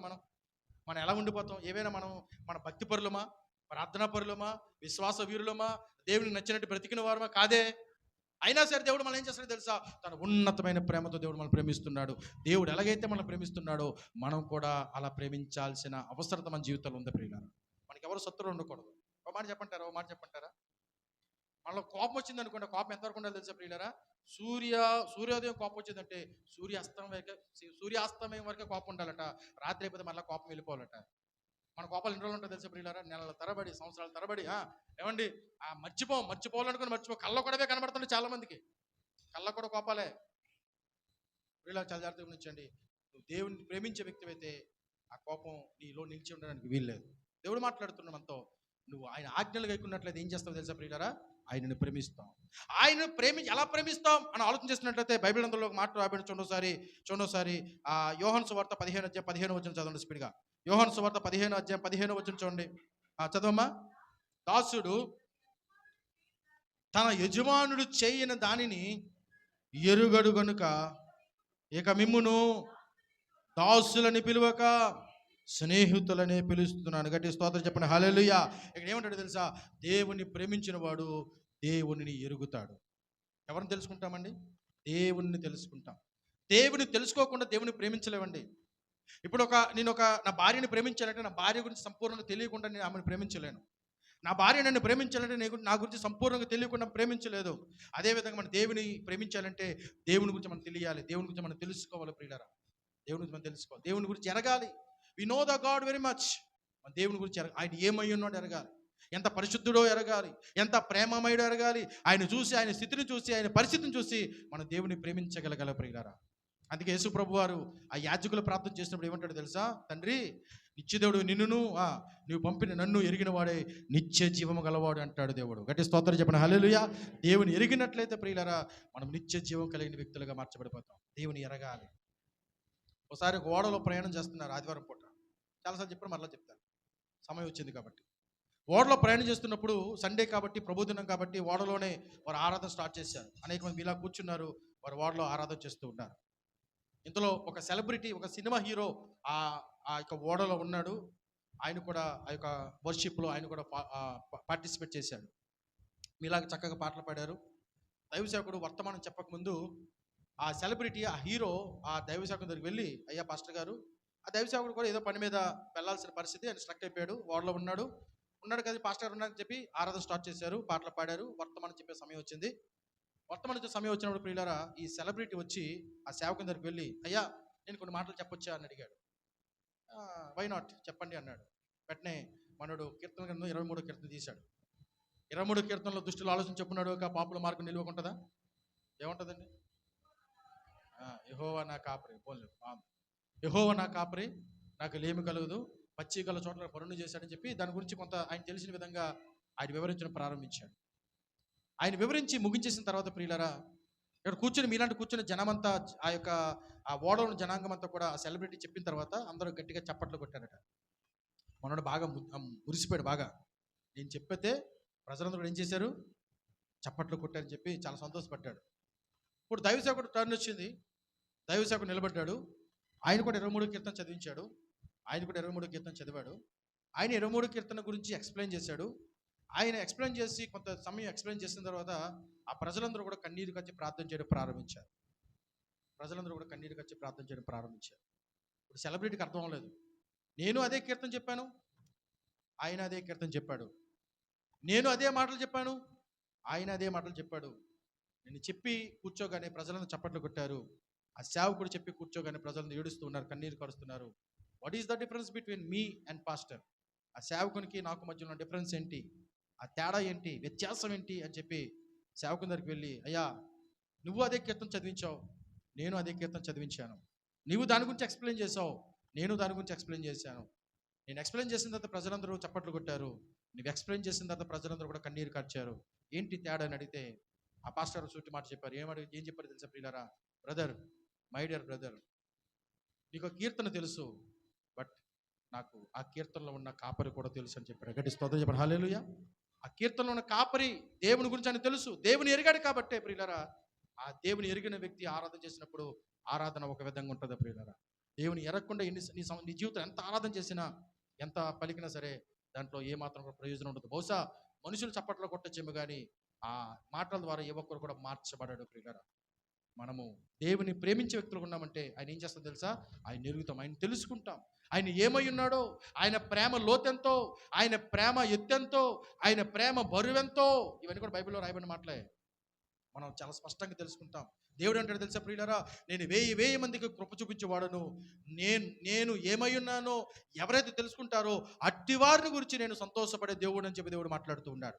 దేవుడు ఎవరిని చూసి సంతోషపడతాడు తెలుసా ప్రియులారా? దేవుడు ఏమై ఉన్నాడో అని ఎవరైతే ఎదుగుతారు చూసారా, దేవుని వెతుకుతారు చూసారా, అటువంటి వారిని గురించి దేవుడు ఏం చేస్తాడు తెలుసా ప్రియులారా? సంతోషపడతాడు. దేవుని వెతుకుతున్నామా? దేవుని ఎరుగుతూ ఉన్నామా? దేవుణ్ణి మన జీవితంలో కలిగి ఉన్నామా అన్నది సూటి ప్రశ్న. ఇప్పుడు ఎవరు ఆయన ఎరుగుతారు అని ఆలోచన చేస్తున్నట్లయితే బైబిల్ అంతా సెలవిస్తుంది. 13 వచనం మీరు చదవద్దు కానీ టైం అయిపోతుంది. ఎవరు తెలుసు? ఎవరు ఎరుగుతారంటే ఆయనను స్నేహించే వారు మాత్రమే ఆయన ఎరుగుతారు. ఎవరు ఎదుగుతారండి? ఆయన స్నేహించిన వారు. దేవుడు మనతో స్నేహం చేయాలని ఇష్టపడుతున్నాడు. దేవుడు మనతో సహవాసం చేయాలని ఇష్టపడుతున్నాడు. దేవుడు మనతో ప్రేమించాలని, మనతో తన సమయాన్ని వెచ్చించుకోవాలని ఇష్టపడుతున్నాడు. మనం ఆయనతో స్నేహం చేయాలని దేవుడు ఆశిస్తూ ఉన్నాడు. ప్రియులారా, దేవుడు బైబిల్ అందులో ఉన్న దేవుడు మనుషులతో స్నేహం చేసే దేవుడు. ఎవరితో స్నేహం చేశారండి? అబ్రహాము నా స్నేహితుడు అని పిలిచాడు. ఏమండి? మోసే నా స్నేహితుడు అని పిలిచాడు. నేను మనుషులతో మాట్లాడితే గూఢ భావంతో మాట్లాడతాను కానీ నా స్నేహితుడైన మోసేతో మాట్లాడినట్లయితే నేను ముఖాముఖిగా మాట్లాడుతానన్నాడు. ఏమండి, తన శిష్యులను స్నేహితులను పిలిచాడు. తన చాలా మంది వ్యక్తులను చెలికాడా అని పిలిచాడు. ఆయన మనల్ని కూడా ఎలా పిలుస్తున్నాడో తెలుసా ప్రియులారా? స్నేహితుడా అని పిలుస్తూ ఉన్నాడు. ఆయనే మన ప్రాణ స్నేహితుడు. కాబట్టి ఆయన మన కొరకు తన ప్రాణము సమర్పించాడు. ఆయనతో స్నేహం చేయాలి. ఆయనతో ఎలా స్నేహం చేయగలవండి అని అన్నట్లయితే ప్రియులారా, ఆయనతో స్నేహం చేయాలంటే ఆయనకు సమయం. ఆయన ఎలాగైతే నీ కొరకు తన ప్రాణాన్ని సమర్పించుకున్నాడో, ఆయన ఎలాగైతే నీ కొరకు ఆయన సాక్రిఫైస్ చేశాడు, త్యాగం చేశాడో, నీవు కూడా ఆయన కొరకు త్యాగం చేయాలి. త్యాగపూరితమైన జీవితం ఉండాలి. ప్రియులారా, ఇలా పైనుంచి చెప్పుకొచ్చాను, కింద నుంచి చెప్పుకుంటే మీకు అర్థమవుతుంది. ఎవరు ఫలభరితంగా జీవించగలరు అని ఆలోచన చేస్తున్నప్పుడు నేను చెప్పిన విషయాలే మరలా కింద నుంచి చెప్పే ప్రయత్నం చేస్తాను. చాలా జాగ్రత్తగా రిథమిక్గా చెప్పే ప్రయత్నం చేస్తాను. చాలా జాగ్రత్తగా గమనించాడు. ఎవరైతే ప్రియులారా దేవుని కొరకు సమయాన్ని వెచ్చిస్తారో వారు దేవునితో స్నేహం చేసిన వారు. ఎవరైతే దేవునితో స్నేహం చేస్తారో వారు దేవుని ఎరిగిన వారు. ఎవరైతే దేవుని ఎరుగుతారో వారు దేవునిని ప్రేమించిన వారు. ఎవరైతే దేవుని ప్రేమిస్తారో వారు దేవుని యొక్క మాటను విధేయత చూపించిన వారు. ఎవరైతే దేవుని యొక్క మాటకు విధేయత చూపిస్తారో వారు దేవునిలో నిలిచి ఉన్నవారు. ఎవరైతే దేవునిలో నిలిచి ఉంటారో వారు మాత్రమే ఫలభరితంగా జీవించగలిగిన వారు. మీకు అర్థమైంది లేదో మరొకసారి చెప్పే ప్రయత్నం చేస్తాను. నువ్వు దేవుని కొరకు సమయం ఇస్తే, నీవు దేవుని కొరకు సాక్రిఫైస్ చేస్తే దేవుడు ఏమంటాడు తెలుసా ప్రియులారా? మీరు ఆత్మ సంబంధమైన మందిరం కట్టబడుతూ ఉన్నారు. మీరు మీ శరీరాలను, మీ ప్రాణాలను, మీ దేహములను మీరు ఒక సజీవమైన దేవాలయంగా మలిచేసుకోవాలి. అలా దేవాలయంగా మలుచుకునే క్రమంలో మీరు ఆత్మ సంబంధమైన ఇటుకలుగా మీరు దేవాలయం నిర్మించుకుంటున్నారని చెప్పి పేతురు భక్తుడు మాట్లాడుతున్న రీతిగా మన ప్రియులారా, మనము సజీవమైన దేవాలయములుగా, సజీవమైన యాగముగా మన జీవితాన్ని, మన సమయాన్ని, మన ధనాన్ని, మన డబ్బును మన దేవుని కొరకు సమర్పించుకున్నాడు. ప్రియులారా, మనం చేసుకున్న ఆ సాక్రిఫైస్, మనం చూపించిన ఆ త్యాగపూరితమైన జీవితం మనలను ఆయనతో స్నేహం చేయడానికి అది ముందుకు తీసుకుని వెళ్తారు. సాక్రిఫైస్ లేకుండా ఏమండి ఒక వ్యక్తి ఇంకో వ్యక్తితో స్నేహం చేయలేడు. ఇద్దరు ఎప్పుడు స్నేహం చేస్తారండి? సమ్మతితో కూడి నడిస్తేనే ఇద్దరు స్నేహం చేయగలుగుతారు కదా. ఇద్దరు సమ్మతి ఉండాలి. ఒకవైపు ఉంటే ప్రియుల ఎంత గట్టిగా చెయ్యోపండి ఏమవుదో సౌండ్ రాదు. అదే రెండు చేతులు కలిపితే ఏమవుతుందో తెలుసా ప్రియులారా? సౌండ్ వస్తుంది, చప్పట్లు వస్తాయి. అదేవిధంగా ఒక వ్యక్తి ఒకవైపు నుంచి ఎన్ని చేసినా సరే అదేమీ రాదు. కానీ ఇద్దరు వైపు నుంచి కూడా మనము కలిసి వారు ప్రయాసపడితే ఒక మంచి సౌండ్ వారి జీవితంలో వస్తుంది. ఇద్దరు చక్కగా స్నేహితులుగా మార్చబడగలుగుతారు. అలా స్నేహితులుగా మార్చబడగలిగిన వారు ఖచ్చితంగా ఆ వ్యక్తి గురించి తెలుసుకుంటారు. ఎవరితో స్నేహం చేయాలి? యేసుతో స్నేహం చేయడానికి ఇష్టపడు. యేసుతో స్నేహం చేయడానికి ఇష్టపడినప్పుడు యేసు అంటే ఏంటో నువ్వు తెలుసుకుంటావు. యేసు యొక్క ప్రేమ అంటే ఏంటో తెలుసుకుంటావు. యేసు యొక్క పరిశుద్ధత ఏంటో తెలుసుకుంటావు. యేసు యొక్క జీవితం ఏంటో తెలుసుకుంటావు. ఒకసారి ఆయన ప్రేమ, ఆయన పరిశుద్ధత నువ్వు తెలుసుకున్నట్లయితే ఆయన విడిచిపెట్టి వెళ్ళవు. నువ్వు స్నేహం చేస్తే ఆయన గురించి తెలుసుకుంటావు, ఆయన గురించి ఎరుగుతావు. ఆయన ఎరిగినట్లయితే ఖచ్చితంగా నువ్వు ఆయన ఏం చేస్తావు తెలుసా ప్రియులారా? ప్రేమిస్తావు. దేవుని గురించి తెలిసిన వారు ఆయన ఎప్పుడు కూడా విడిచిపెట్టరు, ఆయన ప్రేమిస్తూనే ఉంటారు. ప్రియులారా, ఆయన ప్రేమను మన జీవితం నుంచి ఏ ఒక్కరు కూడా ఎడబాపని నేరడు. పౌలు భక్తుడు మాట్లాడతాడు, మీకున్న కష్టం కానీ, కరువు కానీ, ఖడ్గము కానీ, ఏ సమస్య కానీ దేవుని ప్రేమ నుంచి ఏది కూడా మనల్ని ఏం చేయదో తెలుసా ప్రియులారా? ఎడబాపని నేరదు. నిజంగా నువ్వు దేవుని ప్రేమించే వ్యక్తి అయితే, నిజంగా దేవుని ఎరిగిన వ్యక్తి అయితే నీ జీవితంలో దేవుని ప్రేమించకుండా ఉండలేవు. నువ్వు దేవుని ప్రేమించే వ్యక్తి అయితే ఆయన మాట వినకుండా ఉండలేవు. ఆయన మాట వినకుండా ఉండలేవు. నువ్వు నిజంగా దేవుని యొక్క మాట వినే వ్యక్తి అయితే ఆయనలో నిలిచి ఉండే వ్యక్తివి ప్రియులారా. ఆయన నిలిచి ఉండే వ్యక్తి అయితే ఆయన కొరకు ఫలభరితమైన వ్యక్తివి. ఇప్పుడు సూటి ప్రశ్న, నీ ఫలభరితమైన వ్యక్తిగా నీ జీవితాన్ని జీవించాలంటే మొట్టమొదటి స్టెప్ ఏంటో తెలుసా ప్రియులారా? The first and foremost step ఏంటో తెలుసా? నువ్వు దేవుని కొరకు ఏం చెల్లించావు. నీ దేవుడు నీ కొరకు తన ప్రాణం ఇచ్చాడు. నీ దేవుడు నీ కొరకు తన రక్తం ఇచ్చాడు. నీ దేవుడు నీ కొరకు తన జీవం ఇచ్చాడు. నీ దేవుడు నీ కొరకు తన కృపనిచ్చాడు. నీ దేవుడు నీ కొరకు తన ప్రేమనిచ్చాడు. నీ దేవుడు నీ కొరకు తన కనికరం ఇచ్చాడు. ఏం చేయలేదు దేవుడు నీకు? నా దేవుడు నా జీవితంలో చేయలేదండి ఏమని చెప్పగలం మనం? నా దేవుడు నా జీవితంలో చేయలేదండి ఏవైనా ఒక కంప్లైంట్ ఇవ్వగలమా? ప్రియులారా, దేవుడే మనల్ని మర్చిపోయినట్లయితే ఎప్పుడో మనం మొక్క వలసిన వారు కదండి. ఈ భయంకరమైన కరోనాలోనే మనం ఇంకా బ్రతుకున్నామంటే ప్రియులారా, ఎంత దేవుని కృప లేకపోతే బ్రతుకుంటాం. దేవుడు మనకు ఎంతో చేశాడు ప్రియులారా. ఆయన మన కొరకు ఎంతో చేశాడు. టర్న్ మన మీదకి వచ్చింది. నీవు నేను చేయాల్సిన పరిస్థితి ఏర్పడింది ప్రియులారా. ఏం చేస్తావు దేవుని గురించి? నీ సమయాన్ని దేవునికి ఇస్తావా? నీ కాలాన్ని దేవునికి ఇస్తావా? నీ బలాన్ని దేవునికి ఇస్తావా? నీ డబ్బును దేవునికి ఇస్తావా? ఒక వ్యక్తి ఒక పాట రాసింది, నేను ముగించేస్తున్నాను. ఆ పాట ఇప్పుడు కూడా పాడొద్దు, వచ్చినా సరే పాడొద్దు. ఏం పాటో తెలుసుది? నాకు కళ్ళున్నంత వరకు ప్రభువా, ఈ వాక్యం చదవలేదు కానీ కళ్ళు పోయాక మసమస కనబడుతున్నాయి, ప్రభువా నీ వాక్యం చదవాలని ఆశ ఉందయ్యా అని ప్రార్థన చేసింది ఒక సహోదరి. ప్రభువా నా కాళ్ళున్నంత వరకు ప్రభు నీ సన్నిధి వెళ్ళాలనుకున్నాను, కాళ్ళు తీసి ప్రభు కుంటి కాళ్ళు అయిపోయిన ప్రభు వెళ్ళలేని పరిస్థితి. ఇప్పుడు నా మనసులో పీకేస్తుంది ప్రభా నీ సన్నిధికి వెళ్ళాలని. ప్రభా నాకు బలం ఉన్నప్పుడు ప్రభా నీ కార్యాలు నేనేం చేయలేదు, నీ గురించి ఏమి కూడా రోషంగా బ్రతకలేదు. నా బలమంతా ఉడుగుమైపోయింది ప్రభా, బలహీనుడు అయిపోయాను ప్రభా, బలహీనురాలు అయిపోయాను. ఇప్పుడు నీ కొరకు కార్యాలు చేయాలని ఉంది, చేయలేకపోతున్నాను. వద్దు, ఆ జీవితం మనకొద్దు. ప్రియులరా, దేవుడు వృద్ధులు ప్రేమిస్తాడు, నో డౌట్, కాదని చెప్పట్లేదు. రేపు చచ్చిపోయిన వారు ఈరోజు ప్రభువా నన్ను క్షమించంటే ఖచ్చితంగా క్షమిస్తాడు, నో డౌట్, అందులో ఏ సందేహం కూడా లేదు. కానీ దేవుడు ఎవరిని కోరుకుంటున్నాడు తెలుసా ప్రియులారా? అందరిని కోరుకున్న దేవుడు ప్రాముఖ్యంగా ఎవరిని కోరుకుంటున్నాడో తెలుసా? యవ్వనస్తులను దేవుడు కోరుకుంటూ ఉన్నాడు. నీ యవ్వన ప్రాయాన్ని దేవుని కొరకు సమర్పించాలని దేవుడు ఆశపడుతూ ఉన్నాడు. నీ యవ్వన జీవితాన్ని, నీ యవ్వన బలాన్ని, నీ యవ్వన సమయాన్ని నీ దేవుని కొరకు వెచ్చించాలని దేవుడు ఇష్టపడుతూ ఉన్నాడు. అందుకే యవ్వనస్తుల గురించి దేవుడు మాట్లాడితే ఏమంటాడు తెలుసా? యవ్వనస్తులారా మీరు బలవంతులు, యవ్వనస్తులారా మీరు జయించేవారు, యవ్వనస్తులారా మీరు ఆ దుష్టుని జయించేవారు, యవ్వనస్తులారా మీరు నాలో నిలిచేవారు, రండి నాతో రండి, నిలబండి అని చెప్పి దేవుడు యవ్వనస్తులను పిలుపునిస్తూ ఉన్నాడు. ఆయనతో, ఆయన గురించి నీ యవ్వన బలాన్ని సమర్పించుకుంటావా? ఆయన నీ గురించి నీ యవ్వన సామర్థ్యాన్ని సమర్పించుకుంటావా? నీ జ్ఞానాన్ని దేవుని కొరకు సమర్పించుకుంటావా? నీ ధనాన్ని దేవుని కొరకు సమర్పించుకుంటావా? లేదండి, నా యవ్వన కాలంలో రావట్లేదు, నేను పెళ్లి చేసుకోవాలి, పిల్లలు కనాలి, మనవలు కనాలి, మనవరాలు కనాలి, వృద్ధాప్యంలో దేవుడు అని చెప్పి దేవుని దగ్గరకు వస్తాను, ఇప్పుడు ఎందుకండి నాకు దేవుడు అని అనుకుంటున్నావా? ప్రియులారా, దేవుడు పిలుస్తూ ఉన్నాడు, నేను వాడుకోవాలని దేవుడు ఇష్టపడుతూ ఉన్నాడు. నువ్వు ఫలభరితమైన వ్యక్తిగా దేవుని సన్నిధిలో ఉండాలని దేవుడు ఇష్టపడుతున్నాడు. వాళ్ళు ఇష్టపడాలంటే దేవుడు నీ కొరకు ఏమి ఇచ్చాడు తెలుసా ప్రియులారా? తన ప్రాణం ఇచ్చాడు, తన రక్తం ఇచ్చాడు. ఓ సూటి ప్రశ్న వేసుకో, ప్రార్థన చేసుకుందాం. నీవు నీ దేవుని గురించి ఏమి ఇస్తున్నావు? ప్రవ్వా, నువ్వు ఏదైతే ఇవ్వగలుగుతావో ఆ మాట మాత్రమే దేవుని సన్నిధిలో చెప్పు. ప్రవ్వా, I would like to give this. నేను నీ గురించి ప్రవ్వా, నీ సన్నిధి గురించి, నీ సేవ గురించి నేను ఈ విధంగా ఉండాలని ఇష్టపడుతున్నాను. నీ కొరకు సమయాన్ని వెచ్చించాలని ఇష్టపడుతున్నాను. నీ కొరకు సమయాన్ని వెచ్చించి నీ కొరకు ఫలభరితంగా ఉండాలని ఇష్టపడుతున్నానని చెప్పి మన దేవుని సన్నిధిలో ప్రతి ఒక్కరు కూడా ప్రార్థన చేద్దాం.